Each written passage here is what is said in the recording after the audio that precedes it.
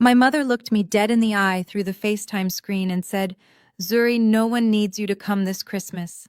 I stared back at her at my brother snickering in the background and his wife inspecting her nails and simply replied, "Cool." Then I added one sentence that would change the trajectory of their entire lives. "Well, everything will be cancelled then." And slowly my mother's face turned pale. My name is Zuri, and I am 29 years old. For the last 5 years, my family has treated me like the help while they lived like royalty on my dime. To them, I am just a glorified secretary, a personal assistant with a little scheduling business. What they do not know is that I am the owner of Zenith Concierge, a multi-million-dollar luxury travel and event firm catering to NBA stars and Fortune 500 CEOs. They see the laptop and the headset and assume I am taking orders. They have no idea I am the one giving them. It was a Tuesday evening, and I was in my home office finalizing an itinerary for a client who wanted to rent out a private island in the Maldives. My phone buzzed with a FaceTime request from my mother, Mama Patrice. I sighed, rubbing my temples. I knew what this was about. They were calling from the 4-bedroom house in the upscale Buckhead district of Atlanta. A house that I paid the lease on every single month, though they conveniently forgot that detail. I answered the call, putting on my best dutiful daughter smile. "Hey, Mama. Hey, Malik." The screen filled with my mother's face, her hair perfectly done in a style that cost $200, which I had transferred to her account last week. Behind her sat my older brother Malik, 32 years old, and currently unemployed for the 4th year in a row, though he told everyone he was a crypto investor. Next to him was his wife Tiffany. Tiffany was 28, with blonde hair and a smile that never quite reached her eyes. She had joined our family 3 years ago and had made it her personal mission to remind me of my place. She looked at me through the screen like she was smelling something unpleasant. "We need to talk about the Christmas arrangements, Zuri," my mother began, her voice carrying that tone she used when she was about to ask for money or deliver bad news. I leaned back in my ergonomic chair. "Okay, Mama, what is the plan? I already booked the flights for Aspen. I secured the reservations at the Little Nell just like Malik wanted." Malik puffed out his chest. "Yeah, about that. We have been talking and things are going to be a little different this year." "Different how?" I asked. Tiffany leaned forward, capturing the camera's focus. Her voice was syrupy sweet, the kind of sweet that makes your teeth ache. "Well, Zuri, my parents are flying in from Connecticut this year. The Brentwoods are used to a certain level of comfort and privacy. We really want to make a good impression."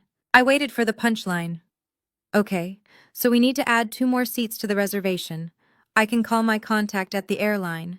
"No," Mama Patrice interrupted, waving her hand dismissively. "That is not it, baby. The thing is, the house in Aspen only has 5 bedrooms. Malik and Tiffany need the master suite, obviously. The Brentwoods need the VIP guest suite. I need my room, and we need a room for Malik's wardrobe and equipment." I did the math in my head. That still left a room. And frankly, Tiffany cut in, "We just do not think there is enough space for you this year, Zuri." The silence that followed was so loud I could hear the hum of my hard drive. I blinked, trying to process the words. "Excuse me." Mom sighed as if I was being difficult. "Oh, Zuri, do not make a face. You know how it is. Tiffany's parents are very traditional. They are not used to... Well, they are not used to clutter. And you know how you get when you are stressed about work, always typing on that little computer. It ruins the vibe. We want this to be a classy, elegant Christmas." Clutter. I was the clutter. The woman paying for the trip was the clutter. Malik chimed in, his mouth full of snacks I had paid for. "Yeah, Z, and besides, it is not like you really fit in with the Aspen crowd. You would just be bored sitting in the lodge while we are out on the slopes networking. It is better if you just stay in Atlanta and watch the house." "Watch the house? The house I paid for." "So let me get this straight," I said, my voice dangerously calm. "You are uninviting me to the Christmas vacation that I planned." "That Malik planned," Tiffany corrected sharply. "Malik is the one who treated us to this trip, Zuri. You just made the phone calls. You are an assistant, that is your job. Do not act like you own the trip just because you booked the tickets with Malik's card. I looked at Malik. He refused to meet my eyes, looking down at his phone. The card Tiffany was referring to was a platinum credit card I had given Malik for emergencies. An authorized user card attached to my business account. He had told Tiffany he was a silent partner in my company. He had told her he was the one funding our lifestyle. Mama Patrice nodded in agreement. Tiffany is right, Zuri. Malik has been so generous this year. God has truly blessed his investments. It is only right that he enjoys this time with his in-laws, without his little sister tagging along and making things awkward. You can come over for New Year's maybe if you bring some of that potato salad I like. The disrespect was physical. It felt like a slap across the face. For years I had played this role. The supportive sister, the dutiful daughter. I had eaten ramen noodles in college so I could send money home for Malik's new Jordans, because Mama said he needed to look the part of a man. I had built an empire from scratch while they thought I was answering phones. I had let them live in my investment property rent-free because I craved their love. But this, being told I was too low class to attend a vacation I was financing. Being told I was clutter by a woman who had never worked a day in her life. I looked at my mother, the woman who raised me, the woman who was currently wearing a diamond necklace I bought her for Mother's Day. She looked at me with zero remorse, just expectation. She expected me to say, "Okay, Mama." She expected me to fold like I always did. But something inside me snapped. It was not a loud snap. It was a quiet click, like a lock turning.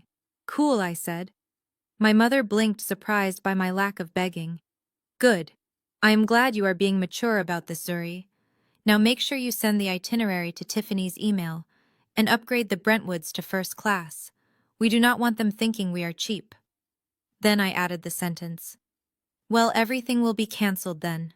Tiffany laughed, a high-pitched sound that grated on my nerves. "What are you talking about, cancelled?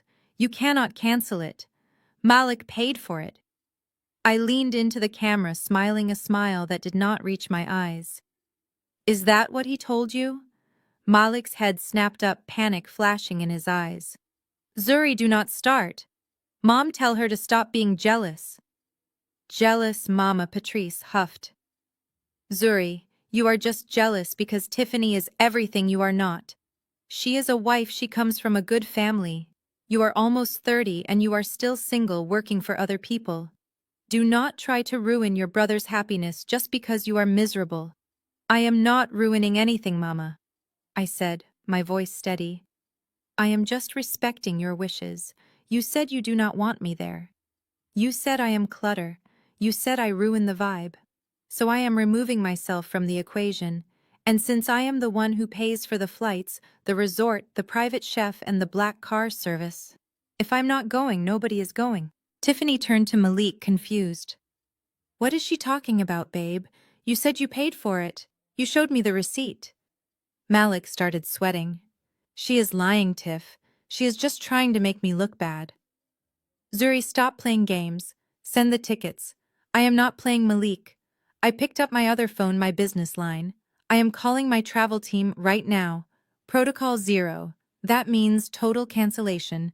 Non-refundable to you, but fully refundable to me because I own the agency." Mama Patrice laughed. It was a nervous laugh, but she tried to make it sound condescending. "You own the agency. Girl, please, you answer the phones. Stop lying to impress Tiffany's parents." "It is pathetic." I tapped the screen. "Cancel, cancel, cancel." "You will get the notification emails in about 2 minutes," I said. "Enjoy your Christmas in Atlanta." "Oh wait, I might need the house back too since I am clutter." "You better watch your mouth," Mama Patrice shouted, standing up. "I am your mother. I brought you into this world and I can take you out. You think you are big time now because you handle a few bookings for rich folks. You are nothing without this family." "I am nothing," I repeated. "Okay. Let us see how much of a something you all are without my credit card." I moved my finger to the end call button. "Wait!" Tiffany shrieked. "You cannot do this. My parents are already packing. This is humiliating." That sounds like a personal problem, I replied. Malik jumped up, knocking over his chair. If you cancel that trip, Zuri, I swear to God I will come over there and you will do what Malik I asked. You will drive over here in the Range Rover I pay the lease on, using the gas I pay for, wearing the clothes I bought, to beat up the sister who keeps a roof over your head. Try it. My building has armed security. Malik froze. Mama Patrice's face went from red to a ghostly pale as her phone pinged. She looked down at it. It was a notification from the airline app, trip cancelled. Trip. She looked back up at me, fear finally replacing the arrogance in her eyes. Zuri, what did you do? I smiled. Merry Christmas, Mama. I ended the call. The screen went black. I sat there in the silence of my penthouse apartment overlooking the city skyline. My heart was pounding, but my hands were steady. For the first time in 29 years, I did not feel small. I felt powerful. But I knew this was just the beginning. They would not go down without a fight. Malik was a liar and a leech, but he was persistent. And Tiffany was about to find out that her golden ticket husband was actually a counterfeit bill. I picked up my phone and dialed my assistant. Yes, Ms. Jenkins. Sarah, I said. I just canceled the Aspen itinerary for the Jenkins party. Yes, ma'am, I saw that go through. Should I rebook anything? No, I said. But Sarah, do me a favor. Send a bill for the cancellation fees to the secondary card on file. The one with Malik Jenkins' name on it. But ma'am, that card has a zero balance limit as of 5 minutes ago. Exactly, I said. Let it decline. Let him get the notification that he is broke. And Sarah, yes, ma'am. Prepare the eviction notice for the Buckhead property. I think I am ready to sell. I hung up the phone and walked to the window. Snow was starting to fall in Atlanta, a rare occurrence. It looked beautiful, cold and clean, just like my revenge was going to be. My phone started ringing. It was Malik, then my mother, then a number I did not recognize, probably Tiffany. I silenced them all. They wanted a Christmas without me. They were going to get exactly what they asked for, but they were about to learn a very expensive lesson. You do not bite the hand that feeds you, especially when that hand is wearing a Rolex that you did not pay for. Before I could pour myself a glass of wine, my phone lit up with a text message from Malik. You think you are smart. Wait until Mom tells the church what you did. You are going to burn for this. I laughed. The audacity. They really thought shaming me would work this time. They thought the old Zuri, the one who begged for scraps of affection, was still here. They were wrong. The old Zuri was dead. And the new Zuri, well, she had receipts, and she was about to air them out for the whole world to see. I opened my laptop and logged into my bank portal. I navigated to the sub-account labeled Family Support. I clicked on the transaction history. 5 years of rent, 5 years of car payments, tuition for Tiffany's master's degree that she never finished, bail money for Malik that one time in Vegas. I highlighted it all. Right-click, print. If they wanted to drag my name through the mud, I would make sure I paved the road with the truth first. Suddenly, my security app pinged. Motion detected at the front gate. I pulled up the camera feed. It was the Range Rover. Malik and Mama Patrice were at the gate of my apartment complex screaming at the security guard. I watched as the guard, a large man named Tiny, who I tipped very well, shook his head and pointed away from the building. Malik slammed his hand against the steering wheel. Mama Patrice looked like she was weeping, holding a Bible up as if to cast out demons. I pressed the intercom button connecting to the guard station. Tiny. Yes, Ms. Jenkins, they are not on the list. Understood, ma'am. I watched as Tiny stepped forward, hand resting near his belt. He said something to Malik. Malik's face twisted in rage, but he backed the car up. They were retreating. For now. But I knew my family. They were like mold. If you did not scrub them out completely, they would just keep coming back toxic and spreading. I needed to do more than just cancel a trip. I needed to cut the cord, permanently. I went back to my computer. It was time to draft an email. An email to Tiffany.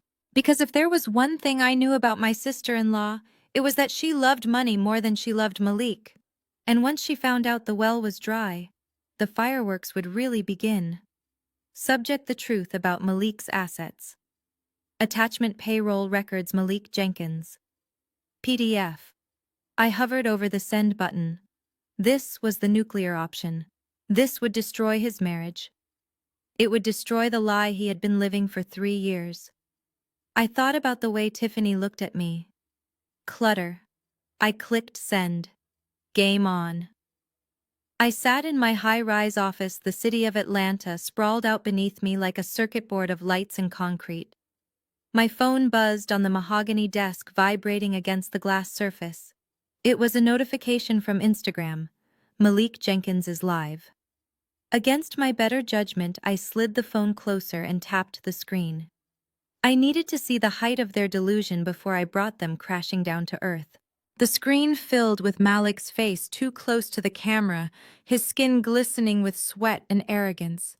He was walking through Lenox Square Mall, holding the phone high so everyone could see the luxury storefronts behind him. "What is up, everybody? It is your boy Malik, coming at you live," he shouted, his voice echoing slightly in the busy mall.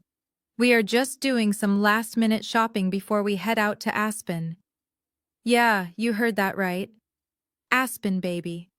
We are doing it big this year. Black excellence in the snow, you feel me? He panned the camera to Tiffany, who was strutting beside him, wearing a white fur coat that I knew for a fact she had bought with my credit card 3 weeks ago. She waved at the camera, posing with her hand on her hip, trying to look like a reality TV star.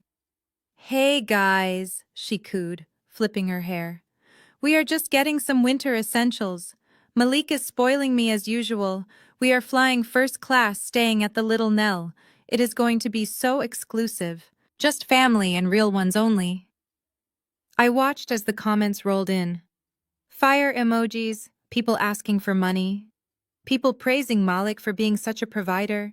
It was nauseating. Someone in the comments asked, "Is Zuri coming?" Malik laughed, a harsh barking sound. "Nah, man, Zuri is not coming. She is... How do I put this? She is staying in her lane this year. You know how some people just cannot handle seeing others shine. Little sis is a bit jealous of the glow-up, if I am being honest. She is probably at home right now crying over a spreadsheet while we are out here living life." Tiffany giggled, leaning into the frame. "Yeah, she is just not a good fit for the vibe we are curating. We need positive energy only. No haters allowed in the private jet." I stared at the screen, my expression unmoving. Jealous. They thought I was jealous. They thought the woman who paid for the roof over their heads, the clothes on their backs, and the phone they were streaming on was jealous of their parasitic existence. It was almost impressive how deep their delusion ran. They were standing on a trapdoor I had built, and they were dancing on it. I did not type a comment. I did not send an angry emoji. I simply closed the app. I swiveled my chair around to face the floor-to-ceiling windows. The sun was setting, casting long shadows across the room. It was time. I picked up my desk phone and dialed a number I had saved for emergencies. It was the direct line to my head of operations, Sarah. She picked up on the first ring. "Ms. Jenkins." Sarah said, her voice crisp and professional. "Sarah," I said calmly, staring at my reflection in the glass. "Initiate Protocol 0. There was a brief pause on the other end. Sarah knew what this meant. We had discussed it once as a hypothetical, a nuclear option for unruly clients who tried to scam us. She probably never expected I would use it on my own flesh and blood. "For the Aspen itinerary, ma'am?" she asked, confirming. For everything, I replied. Every single reservation connected to the Jenkins name. The flights, the accommodation, the transport, the private chef, the ski lift passes, the equipment rental. All of it. "Understood," Sarah said. "I am pulling up the files now." I listened to the sound of her typing. It was a rhythmic, soothing sound, like the ticking of a clock counting down to midnight. "First the flight," Sarah said. 2 first-class tickets on Delta one-way to Aspen, 2 return tickets. Do you want to cancel or just void them? Void them, I said. Make them disappear from the system. I want them to walk up to that counter and find out they do not exist. And Sarah makes sure the refund goes back to the company account, not the card on file. Done, she said. Next is the Little Nell. You booked the premium suite with the mountain view. Cancel it, I said. And call the concierge there. Tell them that any inquiries from a Mr. Malik Jenkins or a Mrs. Tiffany Jenkins should be directed to security. They are not authorized guests. I imagined the look on the hotel manager's face. The Little Nell did not play around with unauthorized guests. Done, Sarah confirmed. Now the car service. You requested the Escalade with the heated seats and the champagne service for pickup at the airport. Kill it, I said. Let them take a shuttle, if they even make it off the ground. One by one we went through the list.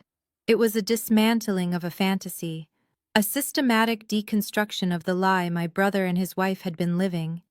Every luxury they bragged about, every status symbol they flaunted was being erased with a few keystrokes.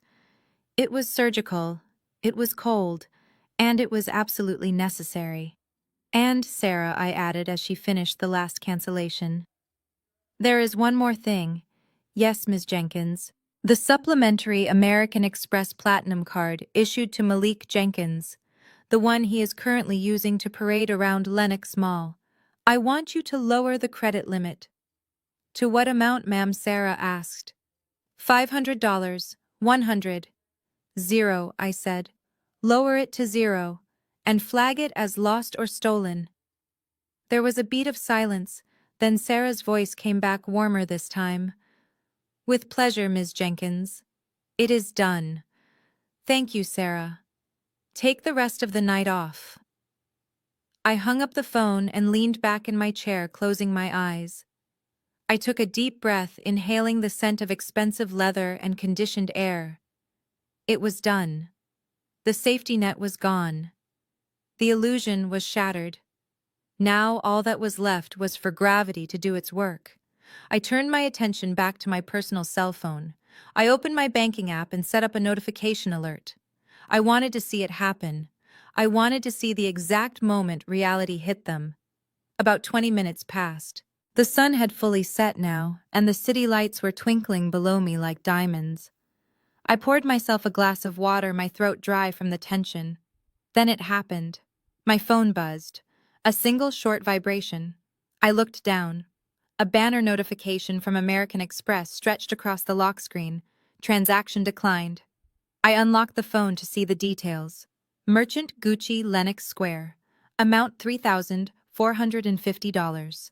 Card member Malik Jenkins. Status declined. Reason credit limit exceeded. Card flagged. I stared at the numbers. $3,000. He was trying to spend $3,000 on a bag or a pair of shoes while telling the internet I was the jealous one. He was trying to spend my money to impress a wife who only loved him because she thought he was rich. Another notification popped up. Transaction declined. Gucci Lenox Square, amount $3,450. He was trying again. He probably thought it was a mistake, a chip error, a bad connection. A third notification. Transaction declined. I could see it in my mind's eye. Malik standing at the counter, sweat breaking out on his forehead, the sales associate looking at him with that polite pity they reserve for people whose cards bounce.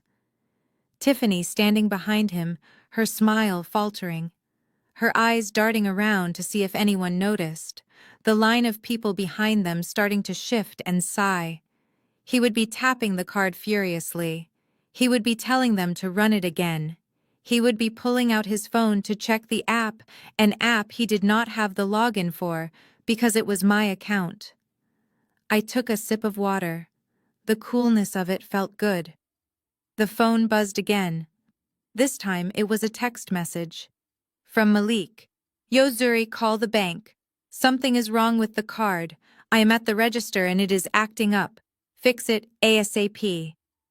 I read the message and let out a short, humorless laugh. Fix it, he wanted me to fix it, too. He wanted me to fix the fact that he was a fraud. He wanted me to fix the fact that he had bitten the hand that fed him and now he was starving. I did not reply. I let the message sit there unread. Another text came through a minute later. Zuri, pick up the phone. This is embarrassing. People are looking. Good, I thought. Let them look. Let them see you for what you are.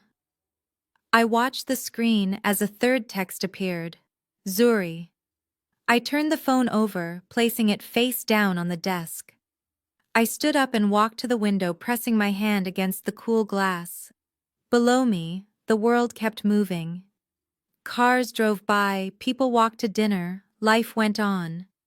But in a Gucci store in Lenox Mall, my brother's world was ending. And for the first time in my life, I did not feel the urge to save him. I felt the peace of letting him fall. While I sat in the quiet luxury of my office, enjoying the silence, the chaos I had orchestrated was beginning to unfold at the busiest airport in the world. Hartsfield-Jackson International Airport does not care about your ego or your pretensions, and it certainly does not care if you think you are famous on Instagram. Malik and the rest of the traveling circus arrived at the terminal curb, not in the stretch limousine I had originally booked, but in a rattling Uber XL that smelled faintly of stale French fries and pine air freshener. The driver, a tired man who had clearly had enough of their complaints, slammed on the brakes, causing Tiffany to lurch forward and spill her iced coffee onto the floor mats. I can imagine the scene perfectly. Tiffany stepped out of the van, her white fur coat looking ridiculous in the Atlanta humidity. She wrinkled her nose, looking at the crowded sidewalk as if the air itself was beneath her. Behind her, her parents, the Brentwoods, climbed out, looking stiff and disapproving. They were old money, or at least they pretended to be, and arriving in a rideshare service was not part of the brochure Malik had sold them. Be careful with that. Louis Vuitton. Tiffany snapped at the driver as he unloaded the bags. That luggage costs more than your car. The driver just rolled his eyes and dropped the bag on the curb with a heavy thud. Malik scrambled to pick it up, his face already shining with a sheen of nervous sweat. He was wearing a tracksuit that he told everyone was vintage Gucci, but I knew he bought it off a guy in a parking lot on Buford Highway. Come on, babe, Malik said, his voice high and tight. Let us just get to the lounge. The VIP treatment starts inside. I promise. Mama Patrice adjusted her hat, trying to look dignified amidst the exhaust fumes. She smiled at the Brentwoods, a tight, strained smile. You know how it is with these services, she said loud enough for the driver to hear. Good help is so hard to find these days. Zuri usually handles the logistics, but she has been so unreliable lately. They marched toward the terminal entrance like a parade of peacocks. Tiffany led the way, parting the crowd with her elbows and her entitlement. She walked past the economy check-in lines, past the self-service kiosks, heading straight for the Delta One priority desk. This was her moment. She was ready to show her parents that she had married a king. At the priority counter, a woman named Keisha was working the desk. She had the patience of a saint and the eyes of someone who had seen every scam in the book. She watched as my family approached the Brentwoods, looking skeptical, Mama Patrice looking hopeful, and Malik looking like he was walking to the gallows. We are checking in for the flight to Aspen, Tiffany announced, slamming her passport onto the counter. Jenkins party, 5 passengers. And we have a lot of bags, so make sure they get priority tags. We do not want to wait at the carousel. Keisha picked up the passport slowly. Good afternoon, ma'am. Do you have your confirmation number? Tiffany scoffed, turning to her mother. Can you believe this? Can you? They ask for numbers like, we are regular people. Malik, handle this. Malik stepped forward, fumbling with his phone. His hands were shaking. He pulled up the screenshot of the itinerary I had sent him weeks ago. The itinerary that was now nothing more than pixels on a screen. Here, he said, holding the phone out. Jenkins, first class. Keisha typed the number into her keyboard. The click-clack of her typing was the only sound in the tense group. She frowned. She typed again. Then she stopped. I am sorry, sir, she said, her voice professional but cold. This reservation number is invalid. Tiffany laughed, a sharp barking sound. Do not be ridiculous. Check it again. It is under Malik Jenkins, the investor. Keisha did not check it again. She looked up and met Tiffany's eyes. Ma'am, I have checked it by name and by number. There is no active reservation for a Malik Jenkins or a Tiffany Jenkins on this flight. What do you mean, no active reservation? Mama Patrice interjected, leaning over the counter. We have tickets. My daughter booked them. She is a concierge. Ah, Keisha said, nodding as if solving a puzzle. I see a record here of a booking that was made under a corporate account. Zenith Concierge Services. Yes, that is us, Tiffany said, smirking at her parents. See, Mom, I told you. We have a corporate account. However, Keisha continued, her voice dropping an octave, the entire itinerary was cancelled approximately 45 minutes ago by the account administrator. The silence that fell over the group was heavy and suffocating. The Brentwoods exchanged a look. Mr. Brentwood checked his watch. Cancelled, Tiffany whispered. What do you mean, cancelled? I mean the tickets have been voided and the seats have been released to the standby list, Keisha explained. As of right now, you do not have tickets on this flight or any other flight to Aspen. Tiffany spun around to face Malik. Her face was turning a dangerous shade of red. Malik, what is she talking about? Why did you cancel the tickets? I did not. Malik stammered, backing away from her. I did not touch them. Tiff, I swear. It must be Zuri. She is messing with the system. It is a glitch. A glitch! Tiffany screamed, causing people 3 lines over to turn and look. A glitch does not cancel 5 first-class tickets, Malik. Mama Patrice tried to intervene, reaching for Tiffany's arm. Honey, calm down. I am sure we can sort this out. Zuri probably just made a mistake with the dates. I will call her and— Do not touch me, Tiffany snapped, pulling away from my mother. She turned back to the agent, slamming her hand on the counter. Listen to me. I do not care what your computer says. We are supposed to be on that plane. My husband is a VVIP client. He spends millions with this airline. You need to fix this right now or I will have your job. Keisha looked at Tiffany. She looked at the fake fur coat and the cheap hair extensions. She looked at Malik sweating through his tracksuit. Then she looked back at Tiffany with an expression of pure, unbothered calm. Ma'am, raising your voice will not generate a boarding pass. The tickets were cancelled by the purchaser, Ms. Zuri Jenkins. If you would like to fly today, I can check availability for economy class on the later flight, but you will need to pay the current walk-up fare. Economy. Tiffany gasped as if Keisha had suggested she fly in the cargo hold. Yes, economy, Keisha said. And just so you know, the walk-up fare for 5 people to Aspen during peak holiday season is approximately $12,000. Would you like to use the card on file? Tiffany turned to Malik. Her eyes were wide, not with love but with panic and rage. Her parents were whispering behind her, shaking their heads. Her father was already pulling out his phone, probably looking for a Uber back to his hotel. Malik, she hissed, stepping into his personal space. You told me you handled this. You told me you were the boss. You told me you were a VVIP client who could get anything he wanted. Malik looked around desperately, looking for an exit, looking for a lie that would stick. It is Zuri, he whined. She is jealous, Tiff. She is doing this to embarrass us. I do not care about your sister. Tiffany screamed right into his face, her spit flying onto his chin. I care about the fact that I am standing in an airport with my parents looking like a fool. You said you were a big shot. You said you ran the company. Well, if you are such a boss, fix it. Pull out that black card you are always flashing and buy us new tickets. Right. Now. My office was silent save for the hum of the air conditioning, but in my mind I could hear the explosion I had just detonated 3,000 miles away. Malik stood there in the middle of the busy terminal, his phone still held out in front of him like a dead weight. The speakerphone had done its job. My voice had carried crisp and clear, cutting through the ambient noise of the airport and landing directly in the ears of everyone he had been trying to impress. Tiffany was the first to move. She snatched the phone from Malik's hand, staring at the screen as if it might give her a different answer, as if my name on the caller ID was a hallucination. But the call had ended. The screen was dark.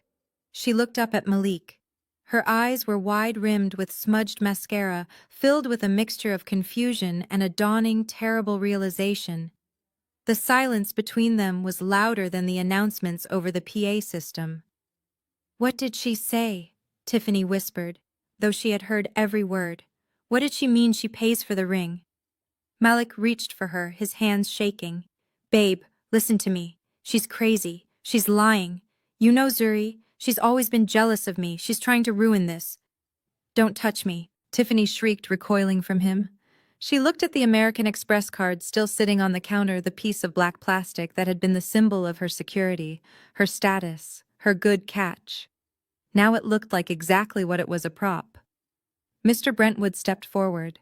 His face was a mask of cold fury. He was a man who understood money, understood power, and most importantly, understood when he was being played. He looked at Malik, not with anger, but with the kind of disdain one reserves for something stuck to the bottom of a shoe. "You told us you owned the company," Mr. Brentwood said, his voice low and dangerous. "You told us your sister worked for you. You sat at my dinner table, drank my scotch, and told me about your investment portfolio." I do have investments," Malik stammered, sweat now pouring down his face, soaking the collar of his tracksuit. "Zuri just handles the administrative side. She's mad because I didn't give her a raise. That's all this is, a disgruntled employee." "A disgruntled employee who can cancel your credit card?" Mrs. Brentwood scoffed, crossing her arms over her designer coat. "A disgruntled employee who says she paid for my daughter's engagement ring. Young man, you are not just a liar. You are a fraud." "Mom, please." Malik turned to Mama Patrice, desperate for an ally. Tell them Zuri is lying. Tell them I'm the one who takes care of the family." Mama Patrice stood there, clutching her purse, looking like a deer caught in the headlights of a semi-truck. She looked at the Brentwoods, seeing the disgust on their faces. She looked at Tiffany, who was hyperventilating. She looked at Malik, her golden child, who was suddenly tarnished beyond repair. For a second, I wondered if she would do the right thing, if she would finally admit the truth. But old habits die hard, especially when they are built on a foundation of pride and delusion. She is confused," Mama Patrice stammered, her voice weak. "Zuri has always had a vivid imagination. She gets it from her father's side. Malik is a businessman. He has assets. He has nothing," Tiffany screamed, causing the entire check-in line to jump. "He has nothing. Patrice, the card was declined 3 times. The tickets are gone. We are standing here like idiots with luggage we can't even check." Tiffany spun around to the agent Keisha, who was watching the scene with the impassive expression of someone who wasn't paid enough for this drama but was enjoying it nonetheless. "You," Tiffany pointed a manicured finger. "Check the account again. Who is the primary cardholder? I want to see a name." "Ma'am, I cannot disclose," Keisha began. "Show me." Tiffany slammed her hand on the counter. "If my husband owns the company, his name is on the account. Show me." Keisha sighed. She turned the monitor slightly, just enough. "The account is under Zenith Concierge Services. The sole proprietor listed is Ms. Zuri Jenkins." The air left Tiffany's lungs. She slumped against the counter. It was the final nail in the coffin, the undeniable written proof. Mr. Brentwood had seen enough. He grabbed his wife's arm. "Come on, Catherine, we're leaving." "Leaving?" Malik asked, his voice cracking. "Where are you going?" "We can fix this. I have other cards. You have wasted enough of my time," Mr. Brentwood spat. "We are going to find a flight home, a flight I will pay for. And as for my daughter," he looked at Tiffany, "you can come with us, or you can stay here with this charlatan. It's your choice." Tiffany looked at her parents, safe, secure, rich. Then she looked at Malik, sweaty, panicked, broke. Tiffany started, tears streaming down her face. I can't believe this. Tiff, baby, don't leave, Malik begged, reaching for her hand again. We can just go back to the house. We can have Christmas in Atlanta. It'll be great, just us. The house. Tiffany laughed, a hysterical broken sound. The house Zuri pays for? The house she probably canceled too. Malik froze. The thought hadn't occurred to him until just now.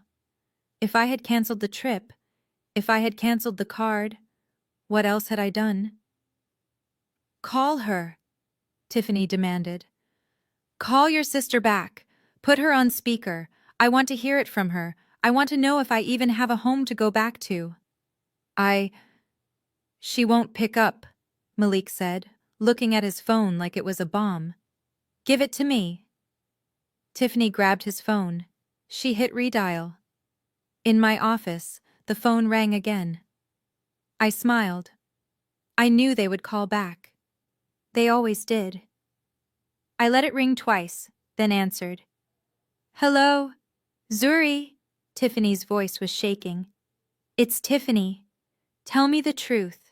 The house in Buckhead. Who pays the rent? I do, I said simply. Every month, $4,500. And the car? The lease is in my name. The payments come from my account. And Malik has received a monthly stipend from my company for the last 5 years under the classification of consultant fees to avoid tax issues for him. He has never worked a day for me. He has never invested a dime. I heard a sob escape her throat.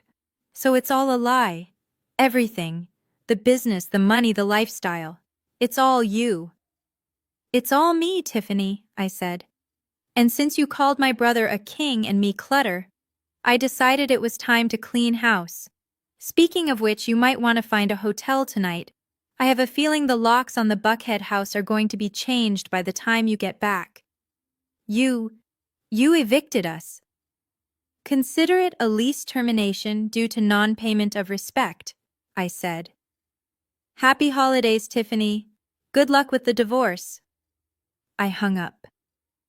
Back at the airport, Tiffany dropped the phone. It clattered to the floor. She looked at Malik with eyes full of pure hatred. You are pathetic, she whispered. Then she turned to her father. Dad, get me a ticket. Get me out of here. Tiff, Malik cried, falling to his knees, literally grabbing the hem of her coat. Don't go. I can explain. I can make it right. She kicked him off. Actually kicked him. Get away from me. I never want to see you again. She marched away with her parents, leaving Malik kneeling on the dirty airport floor, Mama Patrice standing over him, wringing her hands, and a line of 50 people watching the show. The VVIP experience had officially ended. The screen was black, reflecting her own terrified face. She looked up slowly. The Delta agent Keisha was watching her with a look of professional indifference, though a small smirk played at the corner of her lips. The line of people behind them was growing restless, shifting and grumbling, but in the immediate circle of the Jenkins family time seemed to have stopped. Tiffany was the first to break it. She stepped forward, her face a mask of crumbling plaster. Her eyes darted from Malik to her mother-in-law, then settled on her own parents. What did she say? Tiffany whispered, her voice trembling. Mama Patrice tried to laugh, a nervous, high-pitched sound that fooled no one. Oh, you know Zuri. She's having a mental breakdown. She's talking nonsense. She thinks she owns the company just because she has the passwords. She is just— Stop, Mr. Brentwood said. It was a single word spoken with the weight of a gavel striking a desk. Tiffany's father stepped forward, moving past his daughter, past Mama Patrice, until he was standing directly in front of Malik. He was not a tall man, but he carried himself with the authority of someone who signed the front of checks, not the back. Malik shrank back instinctively, trying to make himself smaller inside his tracksuit. Mr. Brentwood looked at him, his eyes cold and assessing. He looked at the declined credit card still sitting on the counter. He looked at the phone Malik was clutching so tightly his knuckles were white. "You told me you owned the company," Mr. Brentwood said, his voice low and dangerous. "You sat in my study 2 weeks ago and told me that Zenith Concierge was your brainchild. You told me Zuri was your employee, that you hired her to help her out because she was struggling." I do," Malik stammered, sweat dripping down his nose. "She is just mad. She is trying to stage a coup. It is a hostile takeover, sir. She locked me out of the accounts." "A hostile takeover," Mr. Brentwood repeated slowly, testing the words. "Of a company you supposedly own. Yet you cannot override her. You cannot call the bank. You cannot produce a single credit card that works." "It is complicated." Malik tried, his voice rising in pitch. "Business is complicated. You know how it is, sir. Family and business do not mix." "No, they do not," Mr. Brentwood agreed. "Especially when the business is a lie." He turned to his daughter. "Tiffany, come here. Come." Tiffany walked over to him looking like a child who had been caught shoplifting. "Daddy, Did you know?" Mr. Brentwood asked, cutting her off. "Know what?" Tiffany asked, tears spilling over. "Did you know that your husband is a fraud? Did you know that the sister he calls Clutter is the one paying for the clothes on your back?" "No," Tiffany sobbed, shaking her head violently.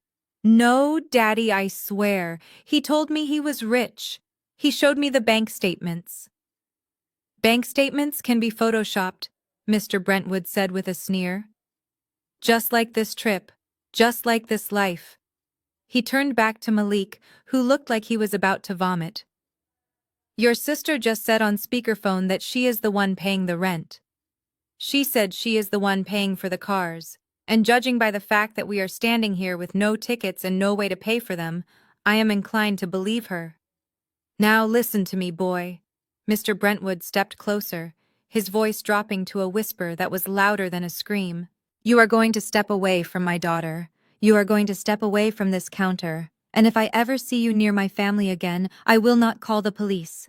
I will call my lawyers, and they will dissect your life until there is nothing left but the lie you started with." Malik opened his mouth to speak, but nothing came out. He looked at Mama Patrice, begging her to fix it, begging her to spin a story that would save him. But Mama Patrice was silent. She was clutching her purse, staring at the floor, her face gray. She knew. She had always known. And now, under the harsh lights of the airport terminal, with the eyes of strangers boring into them, she had nowhere left to hide. Mr. Brentwood turned to his wife. "Catherine, grab your bags. We are going home." "But our luggage," Tiffany wailed, pointing to the pile of designer bags on the scale. "Leave it," Mr. Brentwood said, walking away.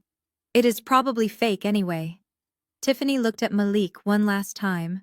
There was no love in her eyes anymore. No admiration. Just pure, unadulterated disgust. She turned and ran after her parents, her heels clicking frantically on the tile, leaving Malik and Mama Patrice standing alone at the counter, the rejected credit card sitting between them like a tombstone. I sat in my office watching the digital clock on my laptop screen tick forward. It was now late afternoon in Atlanta. The winter sun had dipped below the horizon, leaving the sky a bruised purple. I imagined the scene at the airport. By now, the initial shock would be wearing off, and Malik would be entering the desperation phase. He was a creature of habit, and his habit was lying. He would be spinning a new web, trying to patch the holes I had just blown in his story. He would be telling Tiffany that I was unstable. He would say I was a rogue employee staging a coup. He would say anything to keep her from getting on that plane with her parents. But I was ready for that. I had one more card to play. A digital paper trail that would burn his house of cards to the ground. I opened my email client. I had already drafted the message. It was addressed to Tiffany, but I had carbon copied every single member of the family. My aunts, my cousins, even the pastor of Mama Patrice's church. If they wanted to talk about me, they needed to have all the facts. I attached 3 files. The first was the Articles of Incorporation for Zenith Concierge Services, listing Zuri Jenkins as the sole owner and proprietor. The second was a PDF of the monthly bank transfers to Malik's account, labeled clearly in the memo line as family assistance stipend. The third was a screenshot of a text message from Malik 3 years ago, begging me for rent money because Tiffany thought he was closing a deal when he was actually losing money on sports betting. I took a deep breath. This was it. The final severance. I clicked send. Back at the airport, Malik was indeed scrambling. He had cornered Tiffany near the baggage claim carousel away from her parents who were angrily tapping on their phones trying to book flights home. Malik was gripping Tiffany's shoulders, his eyes wide and frantic. "Baby, you have to listen to me," he pleaded, his voice cracking. "Zuri is sick. She has been jealous of me since we were kids. She is trying to steal the company from me. She hacked the accounts, Tiffany. It is cyber warfare." Tiffany looked at him, her mascara running down her cheeks. She wanted to believe him. She needed to believe him. If she did not believe him, then the last 3 years of her life had been a lie. If she did not believe him, she was not the wife of a mogul, she was the wife of a bum. "But you said you owned it," Tiffany sniffled. "You said you built it from the ground up. You said Zuri was just your assistant." "She is," Malik insisted, nodding vigorously. "She is just a secretary I hired out of pity because Mom asked me to. But she got greedy. She wants what I have.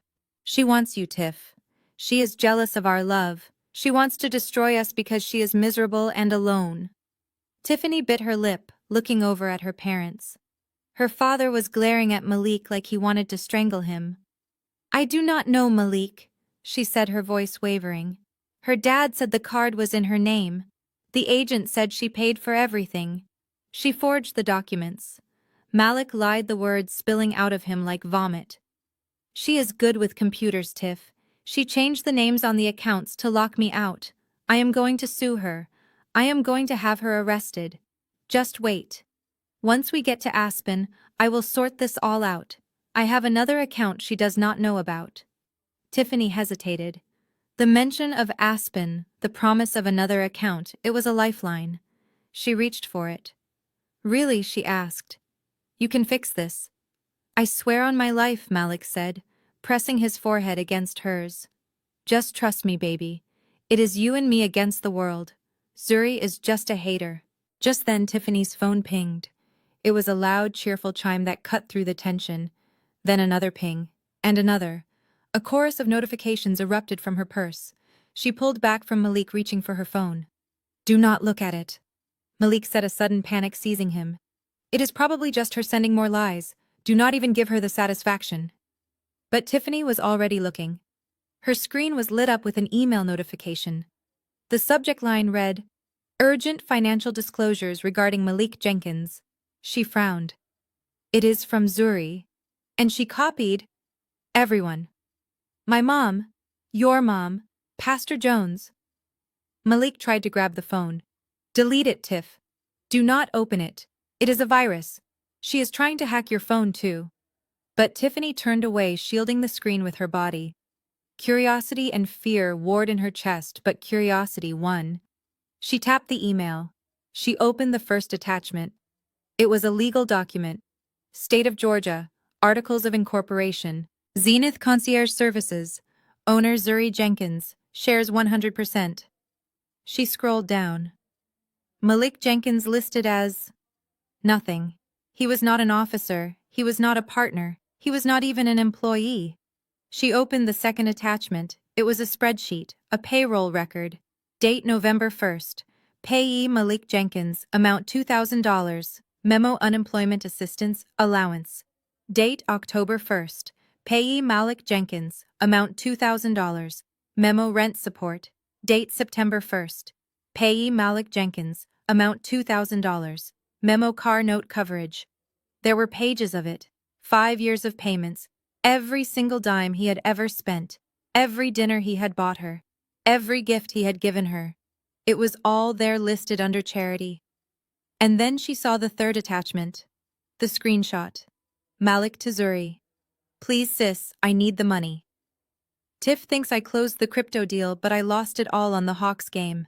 If I do not buy her that bag, she's going to ask questions. Please Zuri, just one more loan. I will pay you back, I swear. Tiffany stopped breathing. The world around her seemed to tilt on its axis. The noise of the airport faded into a dull roar. All she could hear was the blood rushing in her ears. She looked at the date on the text. It was from 3 weeks ago, the day he had bought her the white fur coat she was currently wearing. She looked up at Malik. He was standing there, his hands hovering uselessly in the air, his face a mask of pure terror. He knew she had seen it.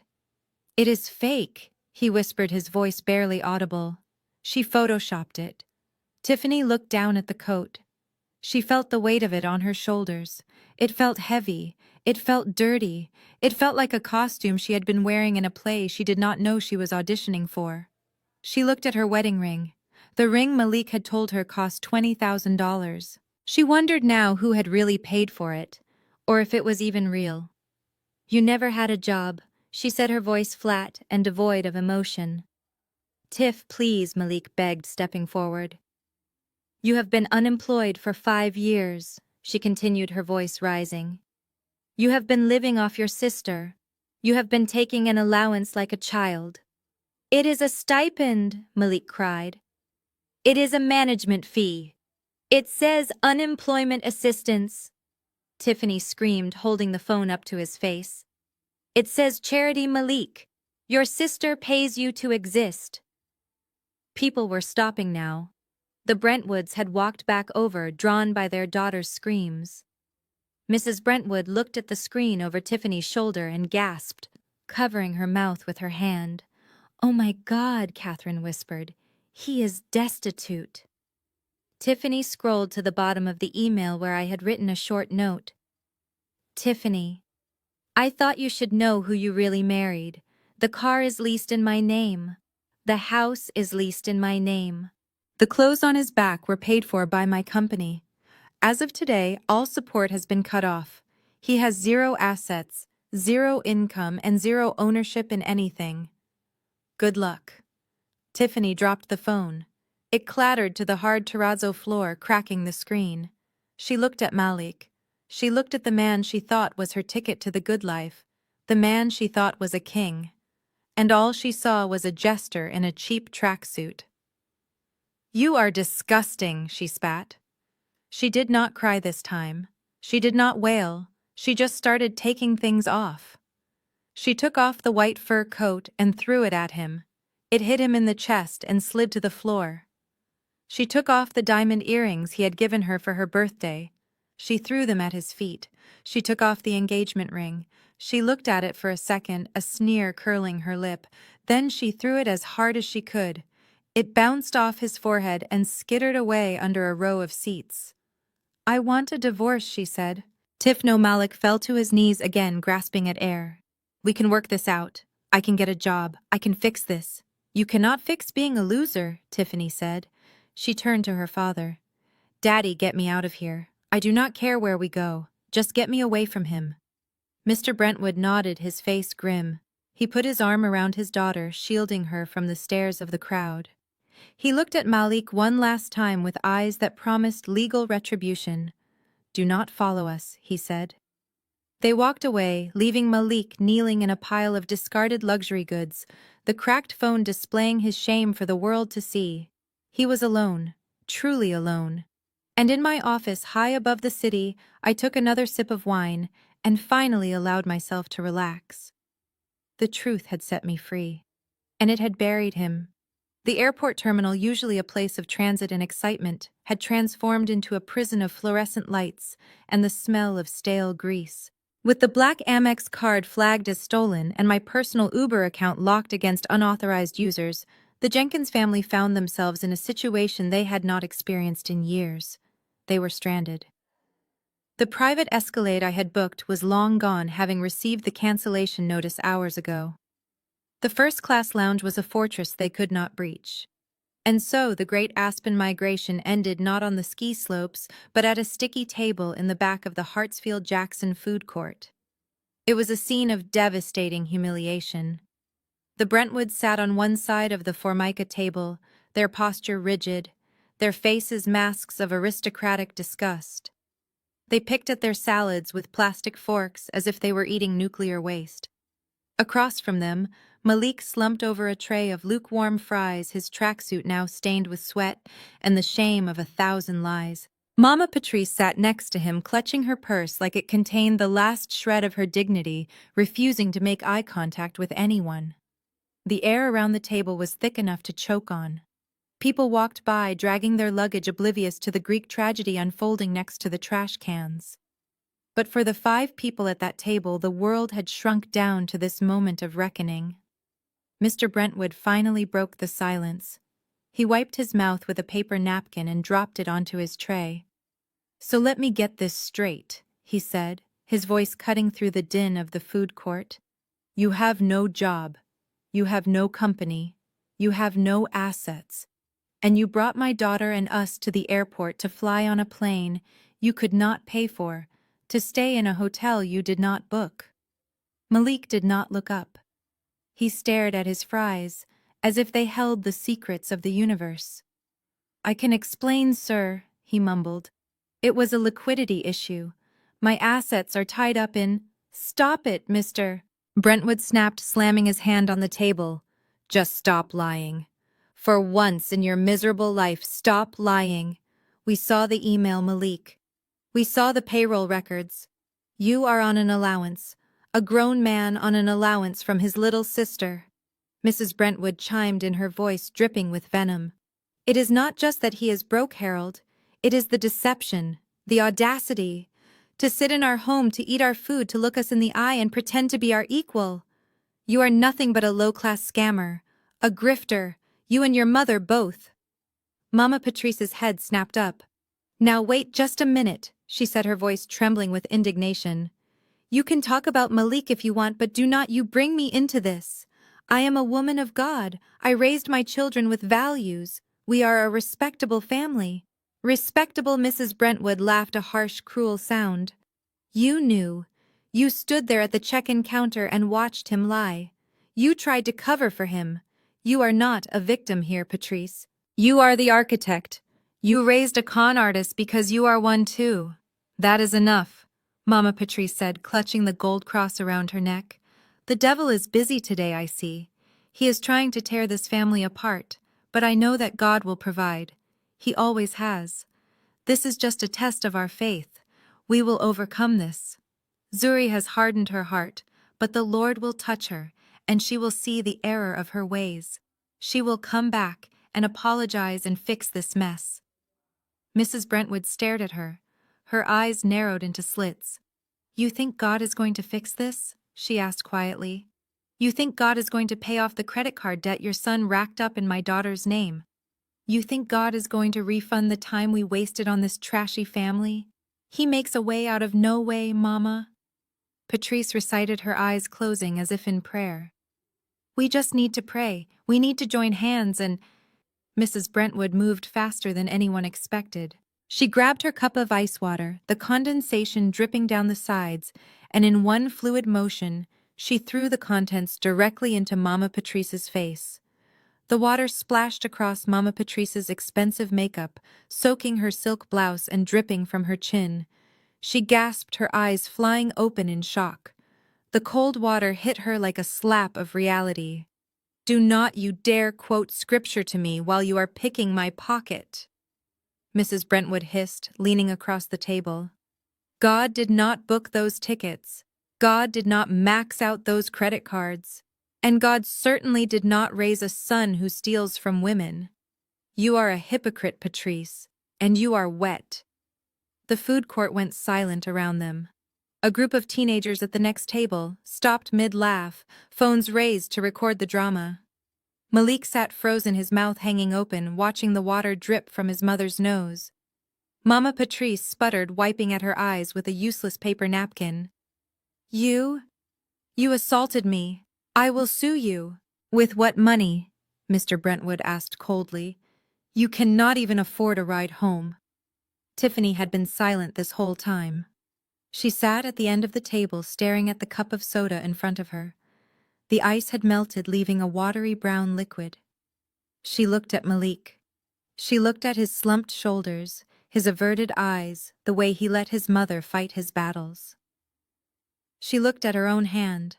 The diamond ring on her finger sparkled under the harsh lights.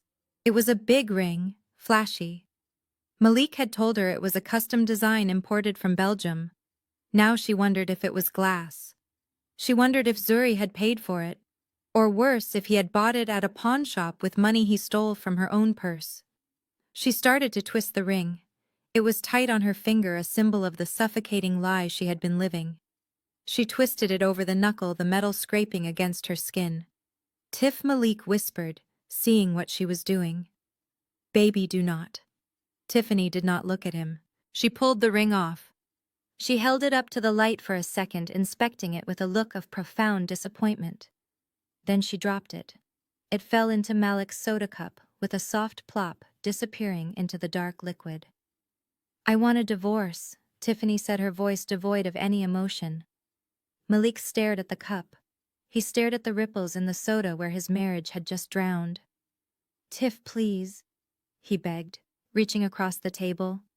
"We can go to counseling. We can start over. I will get a job. I will work at the warehouse. I will do anything." "It is too late for that," Tiffany said, standing up. She picked up her purse, the only thing she had left that she knew was real because her father had bought it for her. "I do not want your apologies, Malik. I do not want your promises. I certainly do not want your mother's prayers. I want out. I want my name off your accounts. I want my credit score fixed. And I want you to stay away from me." She looked at Mama Patrice, who was still dabbing at her wet blouse. "And you," she said, "do not ever contact me again. Do not send me Christmas cards. Do not tag me in posts. As far as I am concerned, the Jenkins family died today." She turned to her parents. "Let us go. I will call a real car service." The Brentwoods stood up, casting one last look of disdain at the soaking wet mother and the broken son. They flanked their daughter, forming a protective wall as they marched out of the food court, leaving their half-eaten salads and the wreckage of a family behind them. Malik sat there, staring into his soda cup. He reached 2 fingers in and fished out the ring. It was sticky and cold. He wiped it on his tracksuit pants. Mama Patrice looked at him. Her hair was ruined. Her blouse was ruined. Her reputation was ruined. "Well," she said, her voice trembling with rage, "are you going to finish those fries? Because we are going to be here for a while." Zuri blocked my number. Malik did not answer.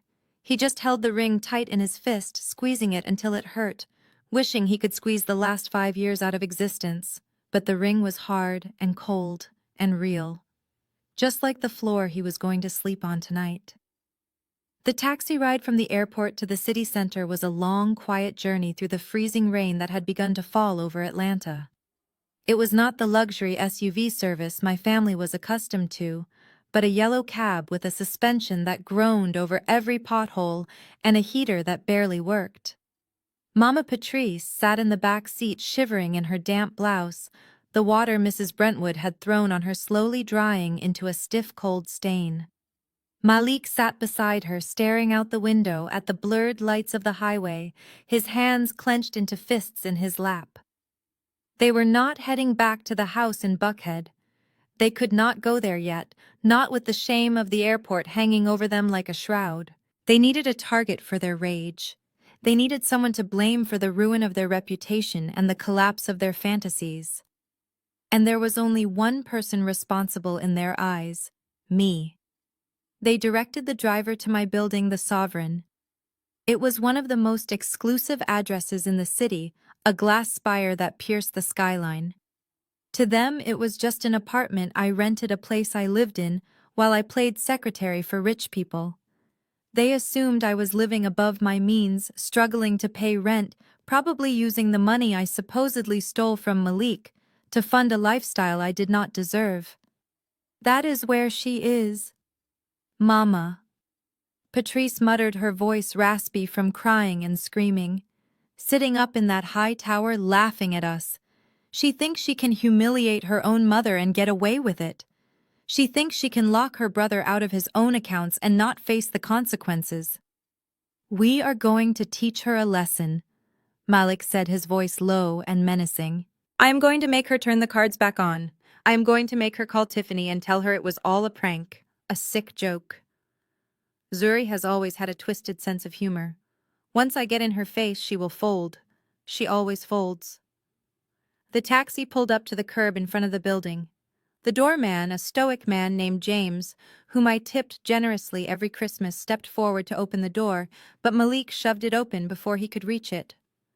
Hey, man, the driver called out, turning around. That will be $45. Malik patted his pockets automatically, then froze, remembering his wallet was full of useless plastic. He looked at Mama Patrice. Mama Patrice let out a huff of indignation and dug into her purse, pulling out a crumpled $50 bill she had been saving for the casino slots in Aspen. She threw it at the driver, not waiting for change. Keep it, she snapped, stepping out into the cold drizzle. They marched toward the entrance of the building. From the street they looked up. The penthouse floor. My floor was blazing with light. Music thumped faintly against the glass, a heavy bass line that vibrated the air. Shadows moved against the windows, silhouettes of people dancing and mingling.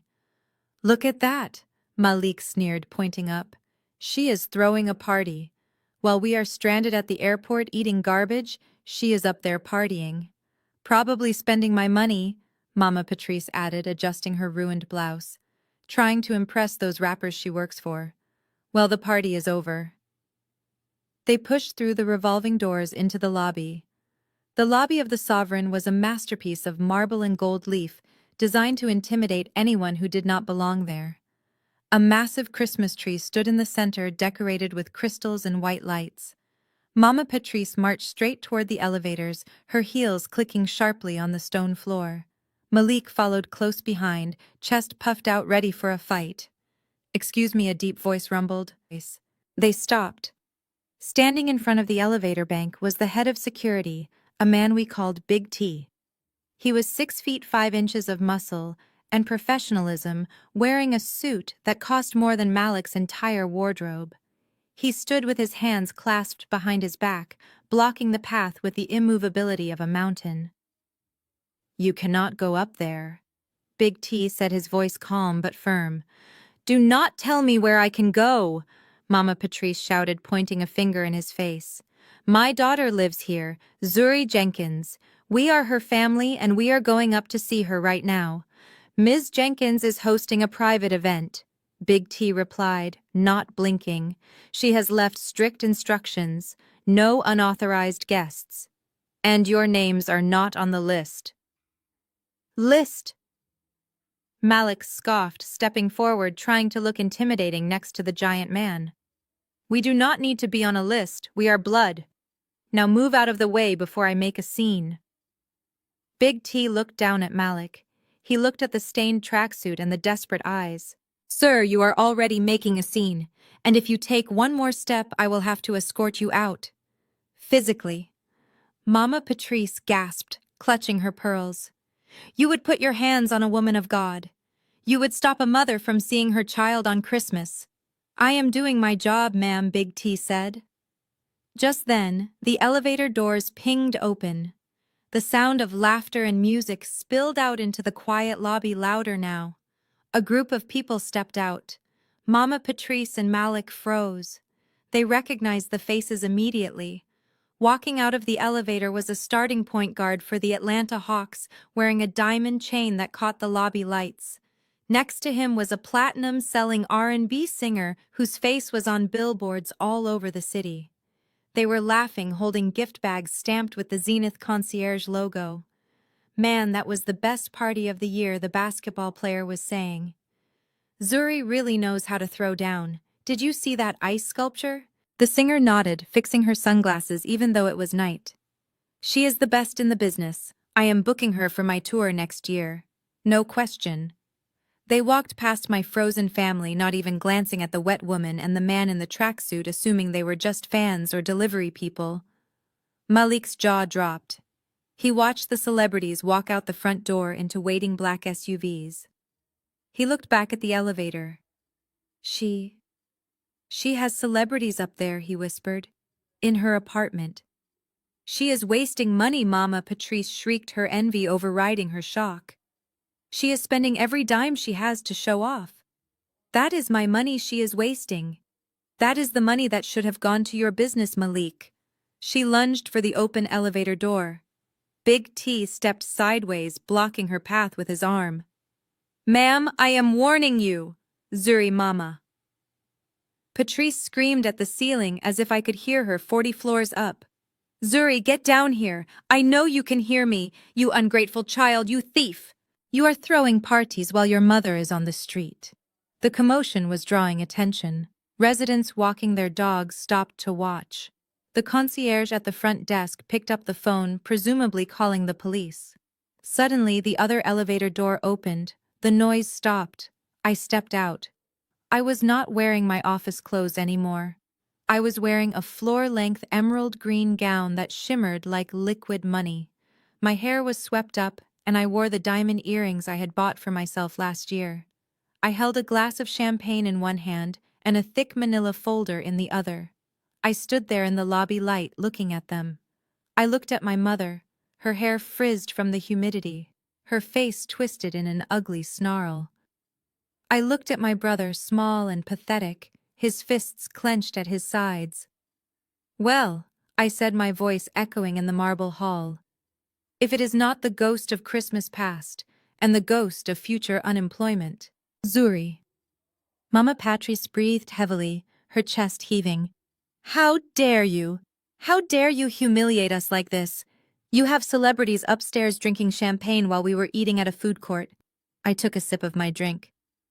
Actually, the food court was a choice. You could have gone home. Oh wait, that is right. You do not have a ride. You need to fix this, Zuri Malik shouted, stepping around Big T, who let him pass, only because he saw me nod. You need to call Tiffany. You need to tell her you lied. You need to tell her the company is mine. I looked at him with genuine pity. Malik, it is over. The lie is dead. Tiffany saw the receipts. She knows you are broke. She knows you are a fraud. Calling her now would just be sad. You ruined my life, he screamed, veins bulging in his neck. I saved her life, I corrected. I saved her from wasting another year on a man who has to ask his little sister for gas money. Mama Patrice stepped forward, tears streaming down her face, now weaponizing her grief. Zuri, baby, please. Stop this. We are your family. We love you. We just want to come inside. It is cold out there. We just want to have Christmas together. I looked at the folder in my hand. It was heavy. Inside were the documents I had prepared weeks ago, hoping I would never have to use them. You want to come inside? I asked. Into my home. The home you told everyone I rented. The home you said was clutter. I did not mean it, Mama Patrice pleaded. I was just stressed. You know how I get. I do know how you get, Mama, I said. And that is why we are here. I handed the champagne glass to Big T, who took it with a respectful nod. I opened the folder. You want to come in? I said, pulling out a document with a red stamp on the top. You want to talk about housing? Let us talk about housing. I held the paper up so they could see it. It was a legal notice. A notice to vacate. You see, Mama? I continued, my voice hard as diamonds. You cannot come into my home because you have overstayed your welcome in my life. And speaking of overstaying, this is for the house in Buckhead. Mama Patrice squinted at the paper. What is this? It is an eviction notice, Mama, I said. 30 days. That is how long you have to get your things and get out. Because I am selling the house. Selling it? Malik gasped. You cannot sell it. That is our house. It is my house, I snapped. My name is on the deed. My money paid the mortgage. And since you two have made it very clear that I am not part of this family, I do not see why I should continue to support it. Mama Patrice looked like she was going to faint. She grabbed Malik's arm for support. You are putting your mother on the street. On Christmas. I shrugged. You told me not to come for Christmas, remember? You said there was no room for me. Well, now there is no room for you either. I handed the folder to Malik. He took it, his hands trembling. Take this, I said. Read it. Weep over it. Weep over. I do not care. But do not ever show your face in this building again. Or next time, Big T will not be the only one waiting for you. I turned around and pressed the elevator button. The doors opened immediately, as if the building itself wanted to protect me. Zuri, Mama Patrice wailed, her voice breaking. Zuri, please! I stepped into the elevator and turned to face them as the doors began to slide shut. Merry Christmas, Mama, I said. Try the Uber. I heard the surge pricing is down.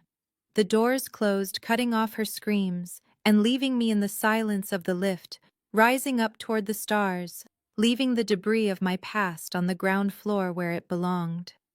The silence inside the elevator as I ascended was a stark contrast to the chaos I had left in the lobby. The penthouse was waiting for me, warm and filled with the scent of pine and cinnamon, but I could not relax yet. The confrontation downstairs was merely the prelude. The real demolition was about to begin. I stood in my living room looking out at the city lights, my hands gripping the edge of the folder I had carried up with me. It contained the receipts of my life, the documentation of my generosity that had been twisted into obligation. My phone buzzed. It was a text from Big T. They are still here, Ms. Jenkins. Your mother is refusing to leave the sidewalk. She is making a scene. I sighed. Of course she was. Mama Patrice did not know how to exit gracefully. She only knew how to be the victim. I walked over to the intercom system that connected directly to the lobby security desk. Send them up, I said. Are you sure, ma'am? Big T asked, his voice heavy with concern. I am sure, I replied. Let them see what they threw away. But T, stay close, and keep the elevator locked on this floor. Once they are up here, there is no way down until I say so. 10 minutes later, the elevator doors slid open.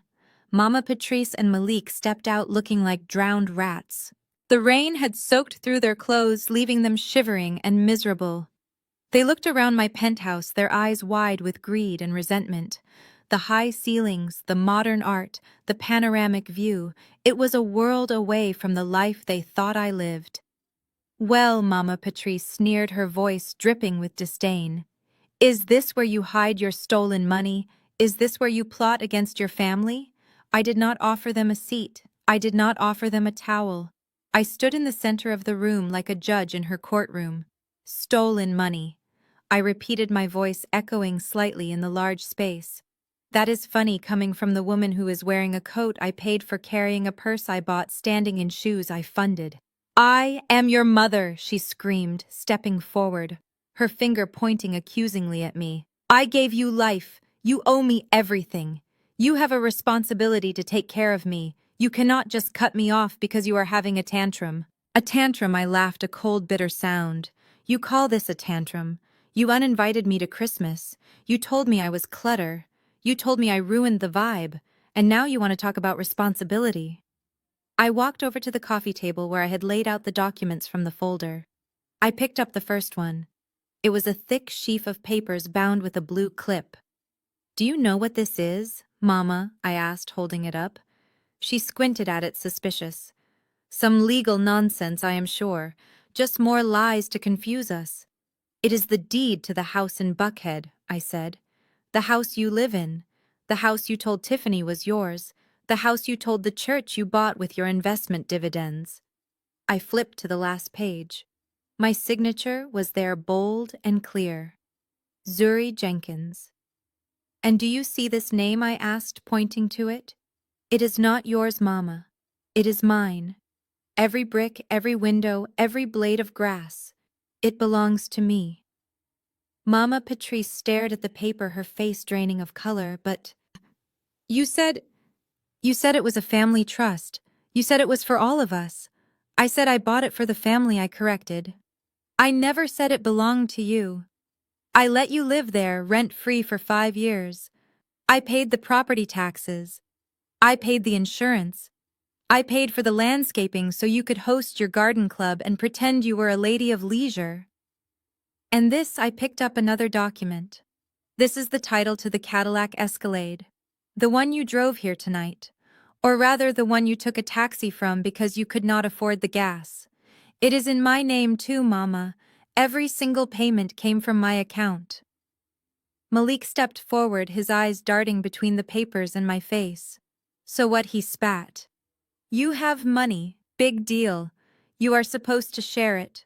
We are family. You cannot just hold this over our heads. I am not holding it over your heads, I said. I am taking it back. I dropped the papers back onto the table. The sound was like a gunshot in the quiet room. You said you did not need me. I continued, my voice rising. You said I was not welcome. You said I was an embarrassment. Well, if I am such an embarrassment, then my money must be embarrassing too. My house must be embarrassing. My car must be embarrassing. So I am doing you a favor, Mama. I am removing the embarrassment from your life. I picked up the last document. It was a single sheet of paper, stark and official. It had a red stamp at the top that read, Notice to vacate. This is a 30-day notice, I said, holding it out to her. You have 30 days to get your things and get out. The house is going on the market on January 1st. Mama Patrice looked at the paper as if it were a venomous snake. Get out, she whispered. You are evicting your own mother. I am evicting a tenant who does not pay rent and disrespects the landlord, I said. You have 30 days, Mama. And I suggest you use them wisely because I am not paying for the movers either. She lunged for me. It was a desperate, animalistic movement. She tried to grab the paper, to tear it up, to destroy the evidence of her downfall. But I was faster. I stepped back, and Big T, who had been standing silently by the elevator, moved forward, blocking her path. Mama Patrice collapsed. Her legs gave out and she fell to the floor, sobbing into the expensive rug. It was a performance I had seen 1,000 times before. The tears, the wailing, the appeals to heaven. But this time, the audience was not buying a ticket.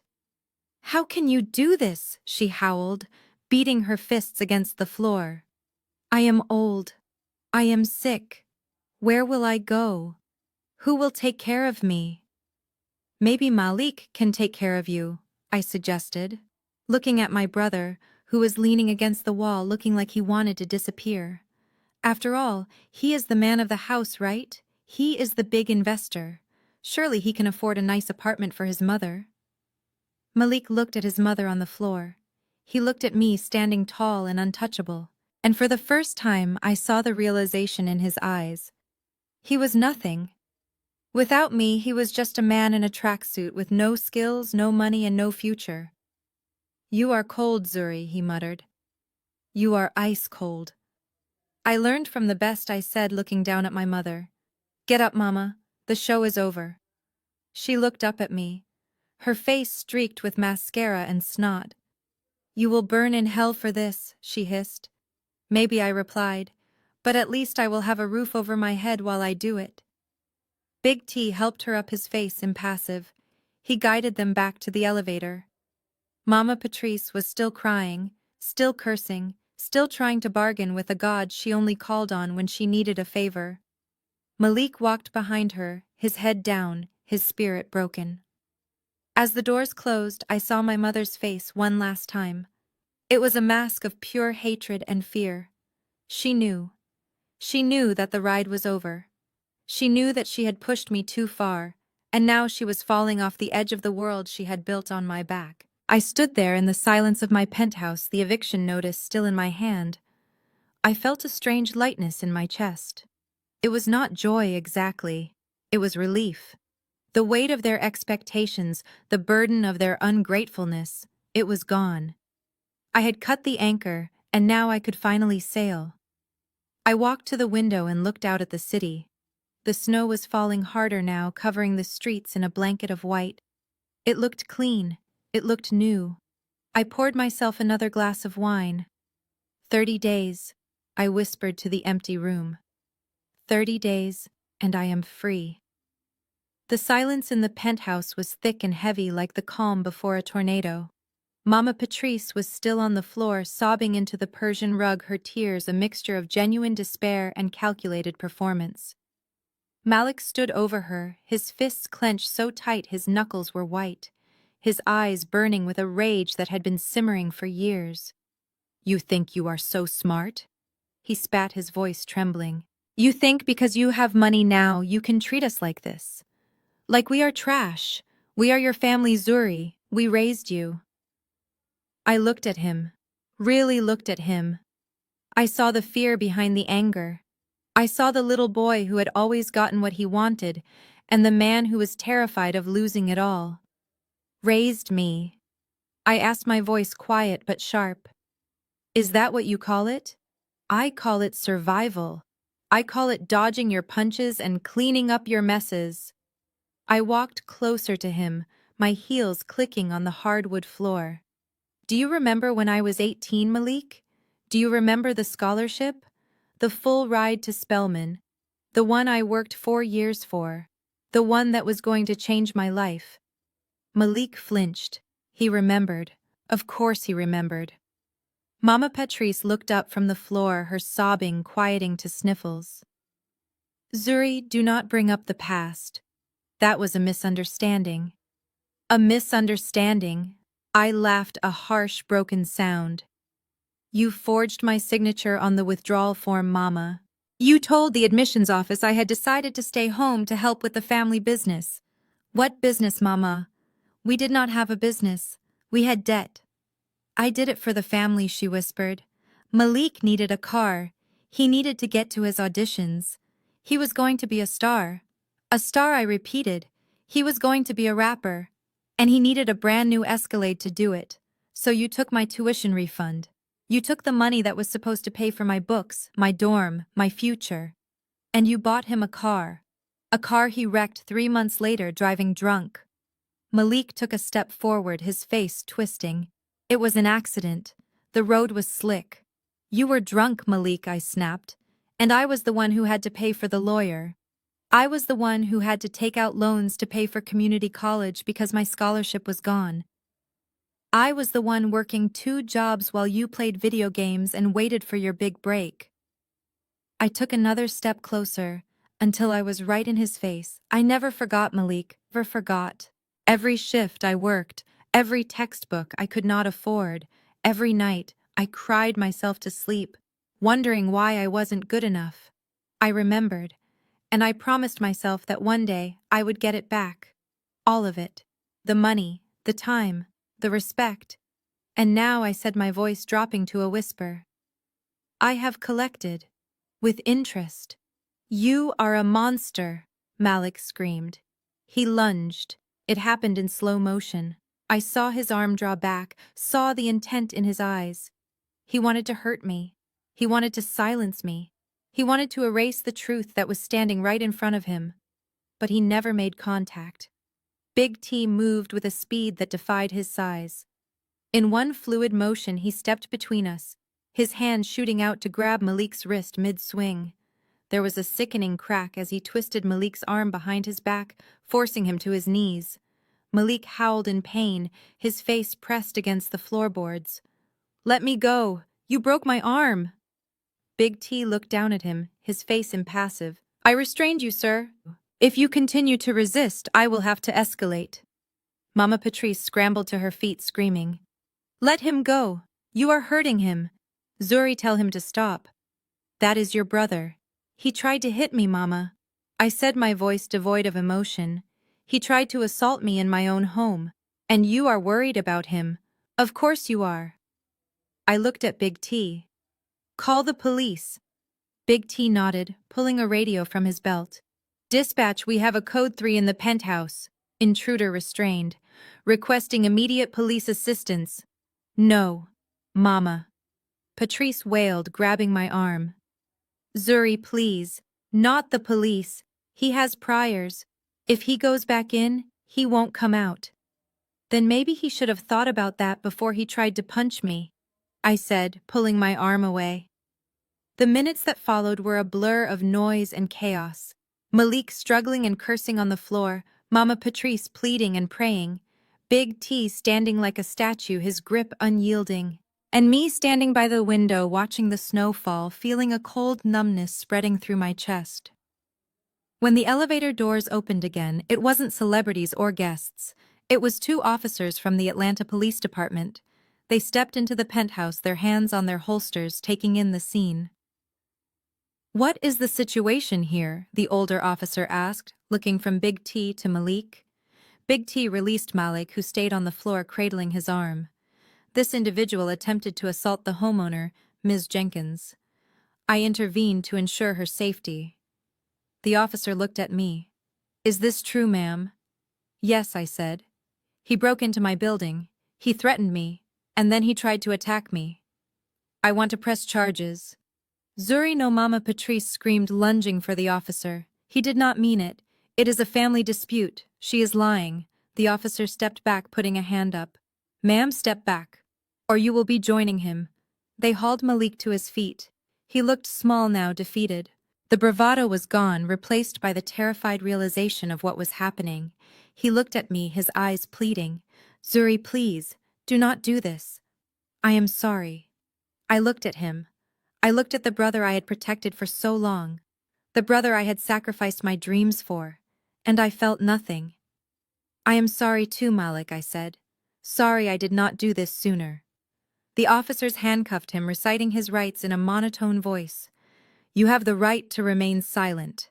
Anything you say can and will be used against you." They marched him to the elevator. Mama Patrice followed, sobbing, reaching out for him as if she could pull him back from the abyss. As the doors closed, Malik looked back at me one last time.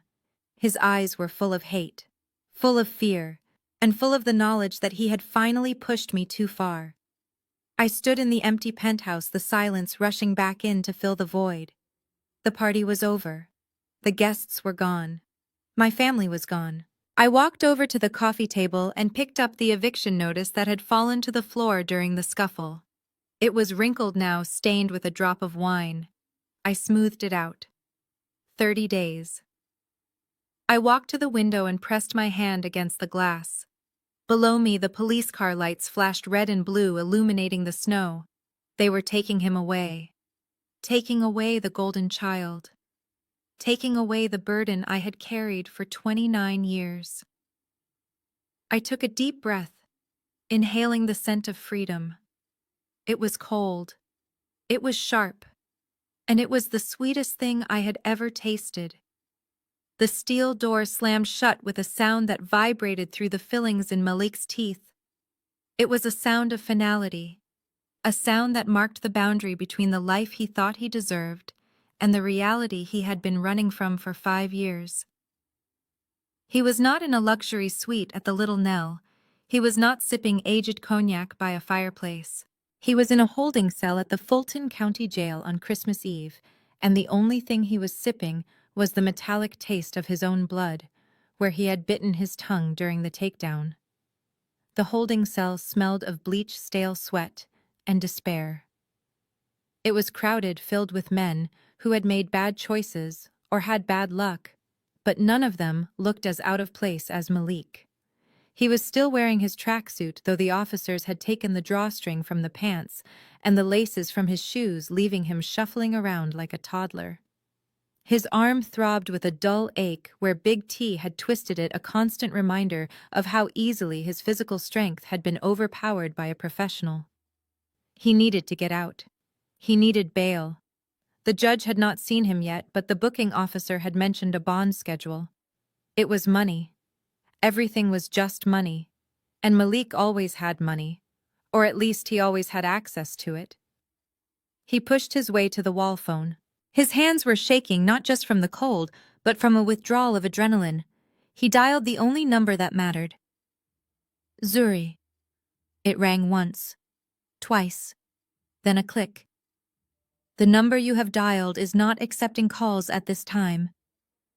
He slammed the receiver against the wall. She had blocked him. She had actually blocked him while he was in jail. The cruelty of it took his breath away. She knew where he was. She knew he was suffering, and she did not care. He dialed Tiffany. He knew her number by heart. He had paid for that number. "We are sorry, the number you have reached has been disconnected, or is no longer in service." Disconnected. She had changed her number. In less than 6 hours, she had erased him from her digital life. She had not just left him, she had deleted him. Panic started to rise in his chest, a cold tide of fear. He dialed Mama Patrice. She answered on the first ring, her voice a jagged sob. "Malik, baby." "Oh, Jesus. Malik, are you okay?" "They would not let me ride in the car. They left me on the sidewalk, Malik. It is raining and I am cold. Mom, listen to me." Malik hissed, his voice low, shielding the receiver with his hand. "Stop crying. I need you to get me out. I need bail money. Go to the house. Look in the safe in the floor of the closet. There might be cash. There is no cash." "Malik, Mama." Patrice wailed. "The safe is empty. I checked it before I left. And I cannot go back. The security guard, Big T, he is standing in the lobby. He said if I try to go back up, he will call the police on me too. I am at a motel, Malik." "A Motel 6. It smells like cigarettes." "Use your card," Malik demanded. "The emergency card. It is declined, baby. Everything is declined. They even declined my debit card for a soda." Zuri shut it all down. "We have nothing." Malik felt the blood drain from his face. "Nothing." The word echoed in his empty head. I have to go, Mom." He hung up before she could ask him for help. He could not help her. He could not even help himself. He looked around the cell. He needed money, fast money. He thought about the guys he hung out with at the club, the guys he bought bottles for, the guys who called him boss and king.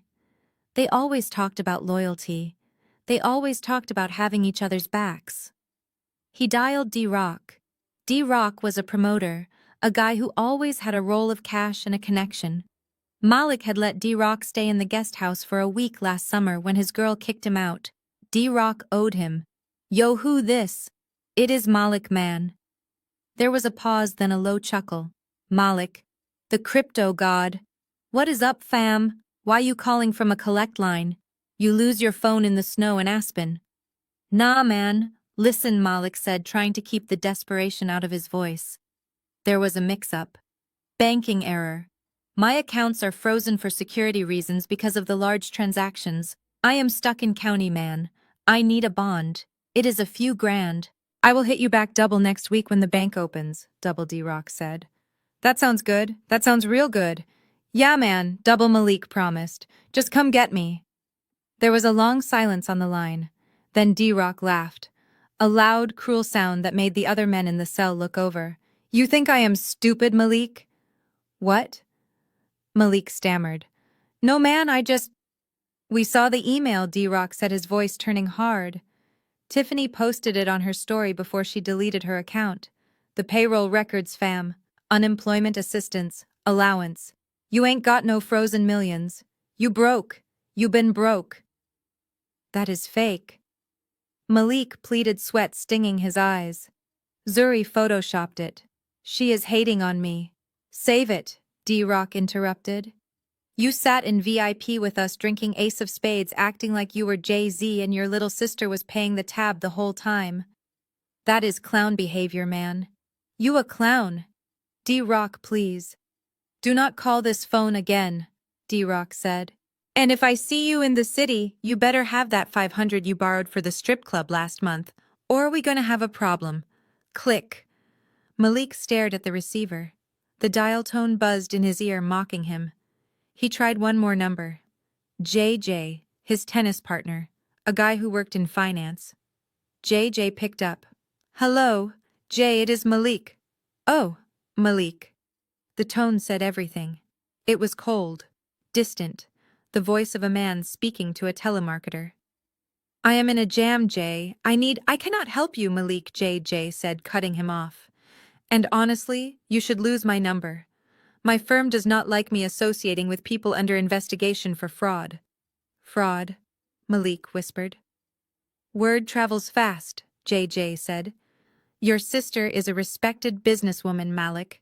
You are a liability. Goodbye." Malik let the phone slide out of his hand. It swung on its metal cord, banging against the wall. He turned around. The cell seemed smaller now. The walls were closing in. He walked to the concrete bench and sat down. It was freezing. The cold seeped through the thin fabric of his track pants, biting into his skin. He pulled his knees up to his chest, wrapping his arms around himself. It was Christmas Eve. Usually on Christmas Eve, he would be at a party. He would be wearing a new suit. He would be holding a glass of expensive scotch, telling anyone who would listen about his next big venture. He would be the center of attention. Now he was the center of nothing. He looked at his shoes. They were Jordans. Zuri had bought them for his birthday. He looked at his watch. A Rolex. Zuri had bought it for his graduation from a business course he never finished. He realized with a jolt of nausea that he did not own a single thing on his body. He was a collage of his sister's generosity, a paper doll she had dressed up and allowed to play pretend. Without her money, he was not a businessman. He was not a mogul. He was not even a man. He was a ghost. He thought about Zuri in her green dress standing in the lobby holding the eviction notice. He thought about the look in her eyes. It was not hate. Hate implied passion. Hate implied connection. It was indifference. She did not care anymore. She had cut the string, and he was just drifting away into the dark. A tear leaked out of his eye, hot and humiliating.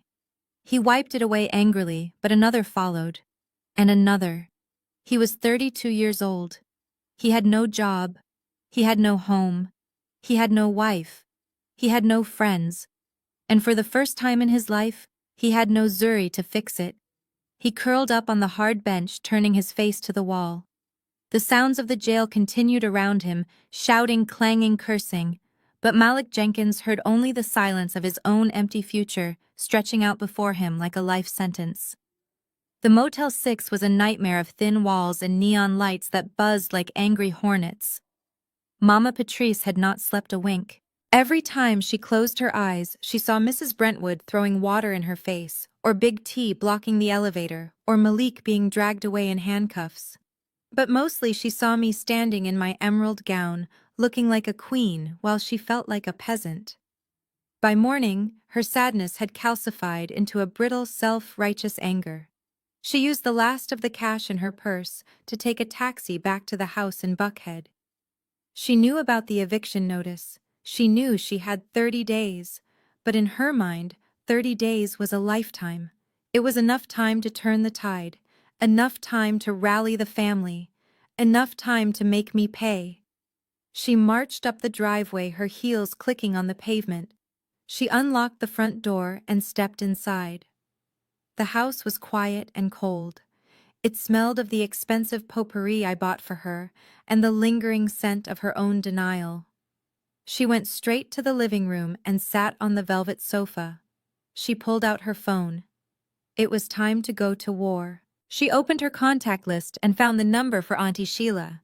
Sheila was the family matriarch, the gossip hub, the one whose opinion swayed the entire clan. If Sheila was on your side, you were safe. If she was against you, you were exiled. Patrice. Sheila answered, her voice thick with sleep. It is 6 a.m. What is wrong? Everything. Sheila Mama Patrice wailed, letting the tears flow. It is Zuri. She has lost her mind.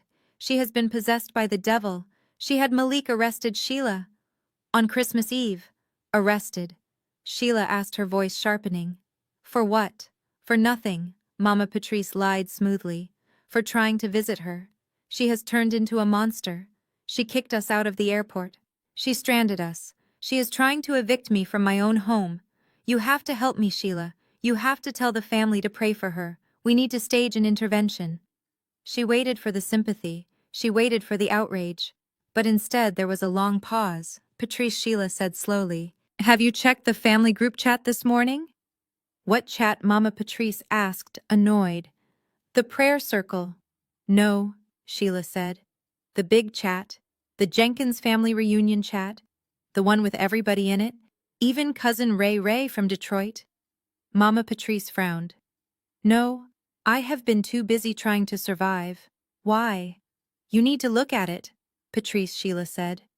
and then she hung up. Mama Patrice stared at the phone. A cold knot formed in her stomach. She opened the messaging app. There was a new message from Zuri Jenkins sent at 4 in the morning. It was a single PDF file titled The Cost of Mama Patrice. Mama Patrice tapped it with a trembling finger. It opened to a spreadsheet, a detailed color-coded spreadsheet that went back 10 years. Page 1, 2013. Zuri's Scholarship Fund. Amount withdrawn by Patrice Jenkins $15,000. Memo: Emergency house repairs. Note: no repairs were made. Money used to purchase 2010 Cadillac Escalade for Malik Jenkins. Page 2, 2015. Rent payments. Total amount paid by Zuri Jenkins for 123 Maple Drive, Buckhead. $240,000 over 5 years. Page 3. Lifestyle expenses. Neiman Marcus. Saks Fifth Avenue. The spa at the Four Seasons. The hair salon. The nail bar. The tithes to the church listed under Zuri's name, but claimed by Patrice. It went on and on. Thousands of dollars. Hundreds of thousands. Every single time she had asked me for money for medicine that was actually for a purse. Every time she had claimed the electric bill was high when she was actually sending money to Malik's bookie. Every lie, every manipulation, every theft. It was all there in black and white. Mama Patrice scrolled through the document, her breath coming in short gasps. She scrolled to the bottom where I had written a short message to the family. Family, I know Mama has been calling you, telling you I am ungrateful. I know she says I abandoned her, but the truth is, I have been carrying this family on my back for a decade. I have receipts for every dollar. I am not asking you to choose sides. I am just asking you to do the math. If she calls you asking for money, ask her where the $500,000 I gave her went. Merry Christmas. Mama Patrice dropped the phone on the cushion. Then the notifications started. Ping. It was a message from Cousin Dante. Damn, Auntie P. You spent $500 on a hat while Zuri was eating noodles in college. That is cold. Ping. Auntie Bernice. I thought you said you bought that house with your settlement money. You mean to tell me that baby girl has been paying your rent for 5 years and you treat her like a dog? Shame on you, Patrice. Ping. Uncle Earl. Do not call me for bail money. Call Jesus. He is the only one who can afford you. The messages flooded in, an avalanche of judgment.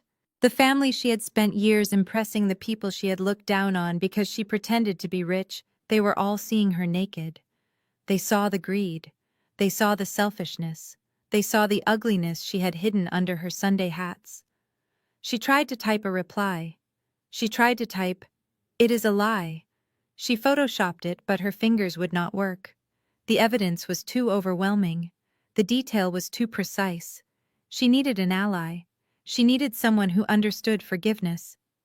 She dialed Pastor Jones. He answered on the second ring. Sister Jenkins. Pastor Mama Patrice sobbed. You have to help me. Zuri is attacking me. She is spreading lies. The family is turning against me.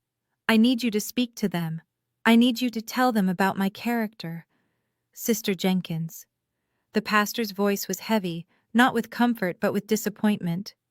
I saw the document. You saw it, Mama Patrice whispered. Deacon Thomas showed it to me, Pastor Jones said. Sister Jenkins, there are entries here for tithes, large tithes. $5,000 for the building fund, $3,000 for the mission trip. Yes, Mama Patrice said, grasping at a straw. See, I give to the church. I am a good woman. But the document says those payments came directly from Zuri's account, the pastor said. Yet when you handed me the checks, you told me they were from your personal savings. You stood up in front of the congregation and took the blessing for another woman's sacrifice. I was just delivering it for her, Mama Patrice stammered. And the renovation fund, the pastor continued. You told me last month you needed assistance with your light bill because you were on a fixed income. We took up a collection for you. $500 from the poor box. Yet according to this, you bought a Gucci belt for your son the very next day. Pastor, please. You stole from the poor Sister Jenkins, the pastor said, his voice thundering now. You lied to God, and you abused the child who was blessing you. Do not come to the service this Sunday. We need to pray on whether you are welcome in this fellowship anymore. The line went dead. Mama Patrice sat in the silence of the living room. The phone slid from her hand. She was alone, truly alone. The family knew. The church knew. The facade she had spent her life building, the image of the pious, wealthy matriarch, had crumbled into dust. She looked around the room, at the expensive furniture she didn't buy, at the art on the walls she didn't choose. It was all a set, a stage for a play that had been cancelled. At least I have the house, she whispered to herself, hugging her knees. I have 30 days. I can fix this. I can find a way. She stood up to go to the kitchen to make tea to calm her nerves. She reached for the light switch on the wall. Click. Nothing happened. She frowned. She flipped it up and down. Click, click, click. Nothing. She looked at the digital clock on the oven. The display was blank. The hum of the refrigerator had stopped. The house was silent. Dead silent. She pulled out her phone again. 1% battery. Just enough to see the email notification that had come in 2 minutes ago. From Georgia Power. Subject Service Disconnection Notice. Customer Zuri Jenkins has requested immediate termination of service at 123 Maple Drive. Final bill has been paid. Account closed. Mama Patrice stared at the screen as the battery icon turned red and then black. The phone died. And then the sun went behind a cloud, and the living room plunged into shadow. She sat back down on the sofa. The cold was already starting to creep in. The house without the heating system was just a box of brick and drywall. It offered no comfort. It offered no warmth. She wrapped her arms around herself, rocking back and forth. Zuri, she whispered into the darkness. Zuri, what have you done? But there was no answer. Only the sound of the wind rattling the windows of the house she did not own in the life she could no longer afford. She was the queen of nothing, sitting on a throne of lies in the dark. The coffee shop was one of those trendy spots in Buckhead where people went to be seen, not to be heard. It smelled of oat milk and quiet desperation. I arrived 5 minutes early, dressed in a tailored wool coat and boots, my hair freshly braided. I ordered a black coffee and sat by the window, watching the rain turn the streets of Atlanta into slick mirrors. Tiffany arrived 10 minutes late. She looked like a ghost of her former self. The designer clothes were gone, replaced by jeans and a sweater that looked like it had been pulled from the bottom of a hamper. Her blonde hair, usually perfectly blown out, was pulled back in a messy bun. Her eyes were red-rimmed and puffy. She walked into the cafe looking around nervously, as if she expected a repo man to jump out from behind the espresso machine. She spotted me and hurried over, sliding into the chair opposite mine. She did not order anything.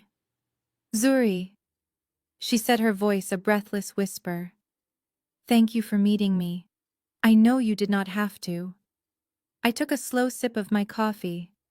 You said it was an emergency, Tiffany. You said it was life or death. So here I am. What do you want? Tiffany reached into her purse a bag that I recognized as a knockoff, now that I looked closely, and pulled out a stack of envelopes. She pushed them across the table towards me. Her hands were shaking so bad the papers fluttered. Look at this, she said, tears welling up in her eyes immediately. Just look at it, Zuri. It is a nightmare. I glanced at the return addresses. Chase Bank, Wells Fargo, Discover. A collection agency I did not recognize. I opened the first one. It was a credit card statement. The balance was $25,000. The minimum payment was overdue. I opened the second one. Another card. $15,000. The third was a notice of default on a personal loan for $50,000. I looked up at Tiffany. These are in your name, I said. Why are you showing me this? Because I did not spend this money, Tiffany sobbed. Malik did. He told me his credit was tied up in investments. He told me he needed me to co-sign. He said it was just for leverage that he would pay it off in a month. He said it was for our future Zuri. I flipped through the statement. The charges were familiar. The same clubs, the same stores, the same online betting sites I had seen on my own statements before I cut him off. So you signed for him, I said, my voice flat. You let him take out loans in your name. I trusted him, she wailed, attracting the attention of the barista.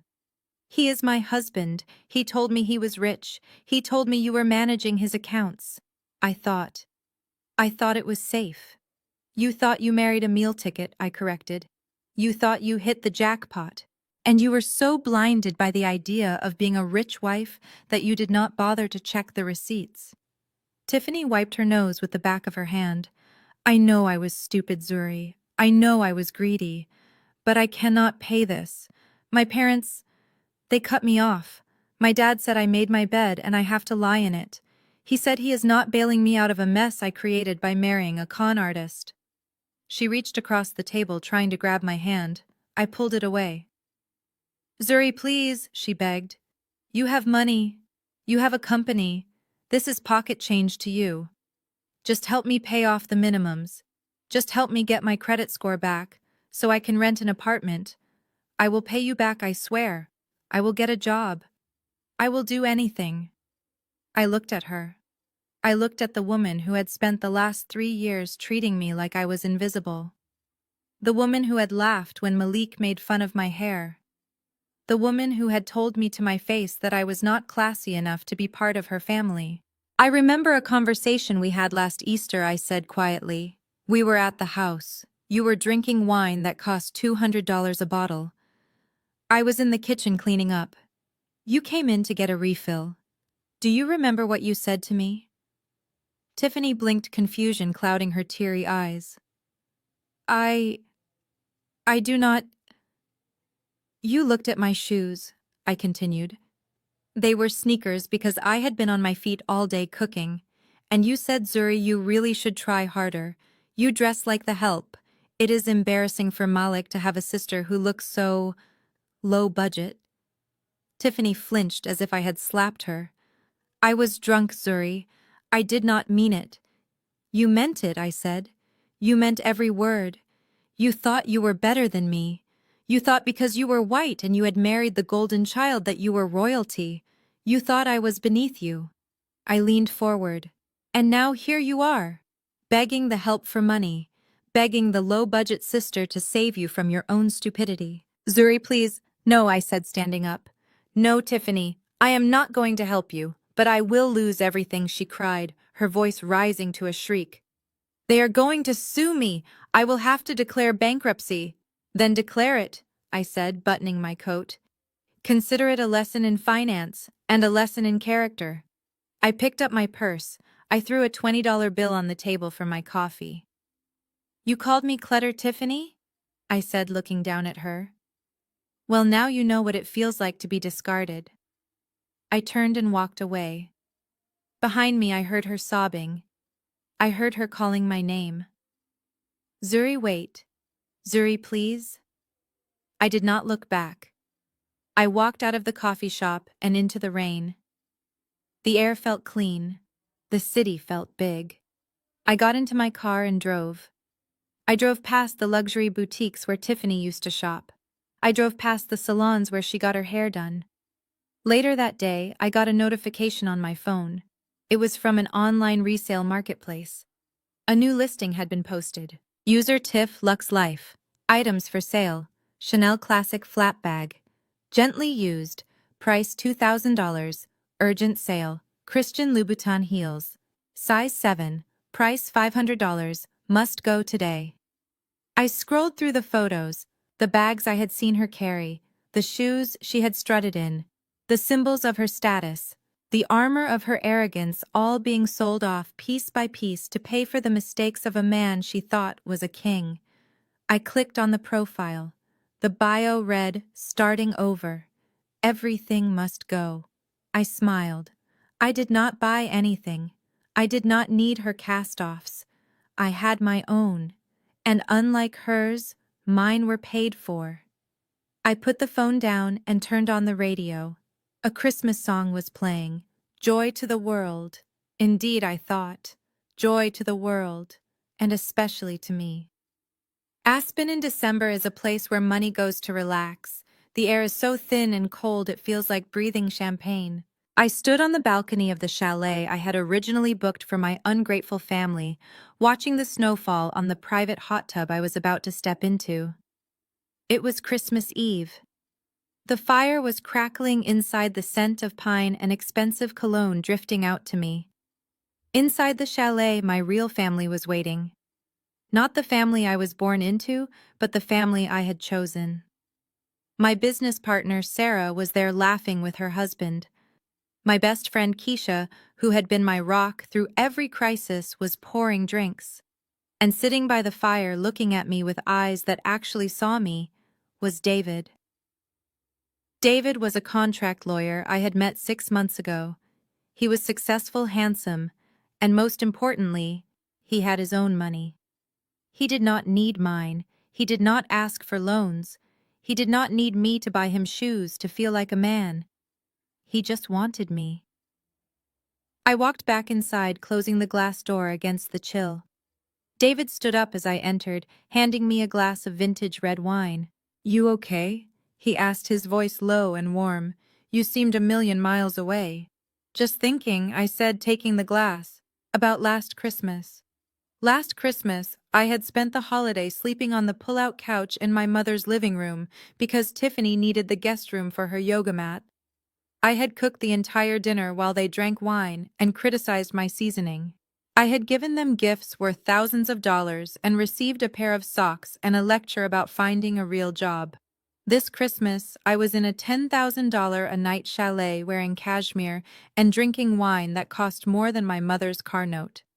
"It is better this year," David said, clinking his glass against mine. "Much better." My phone buzzed on the coffee table. I had set a specific notification tone for anything related to the Jenkins family legal proceedings. A sharp final ping. I picked it up. It was a summary email from my lawyer, Marcus. Subject: final disposition of legal matters. I opened it. Item 1. Malik Jenkins. The court had been unsympathetic. The attempted assault charge, combined with the outstanding warrants for unpaid parking tickets and a little matter of tax evasion I had anonymously tipped the IRS about, had resulted in a plea deal. Malik had avoided prison time barely. Instead, he was sentenced to 2,000 hours of community service. His assignment: sanitation department.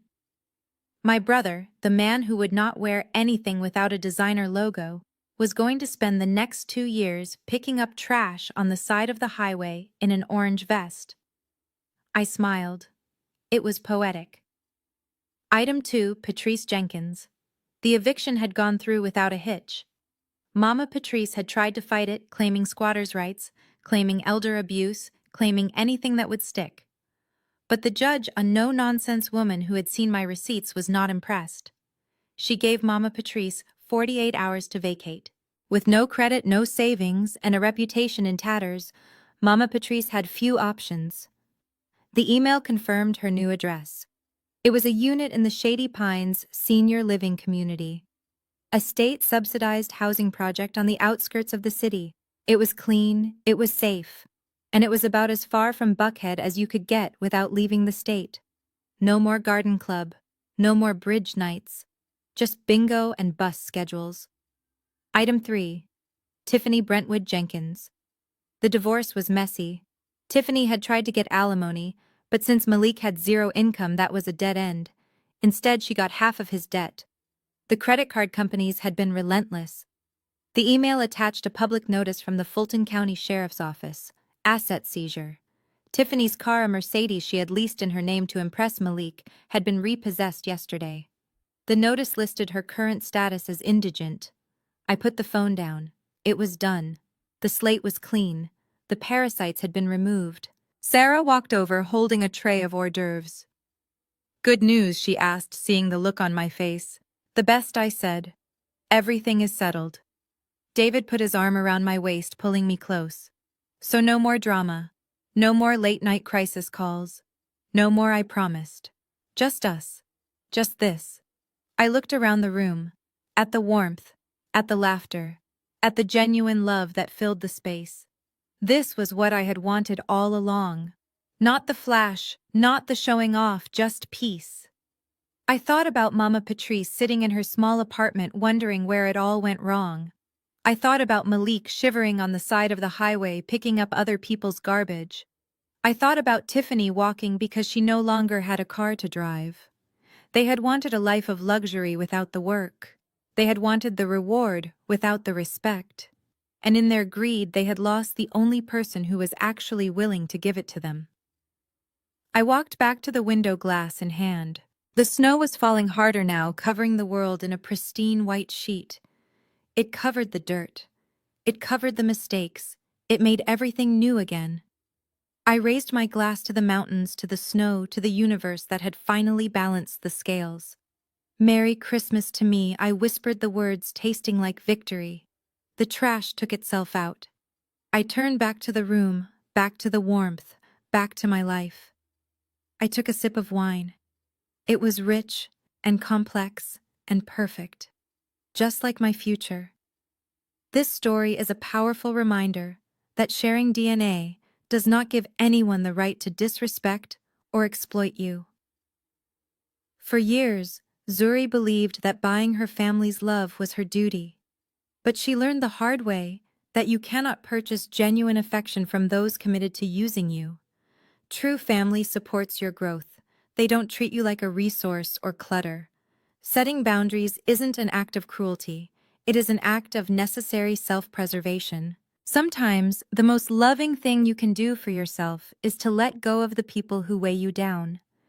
If you have ever had to choose your own peace over toxic family loyalty, hit that like button and subscribe for more satisfying stories of justice served cold.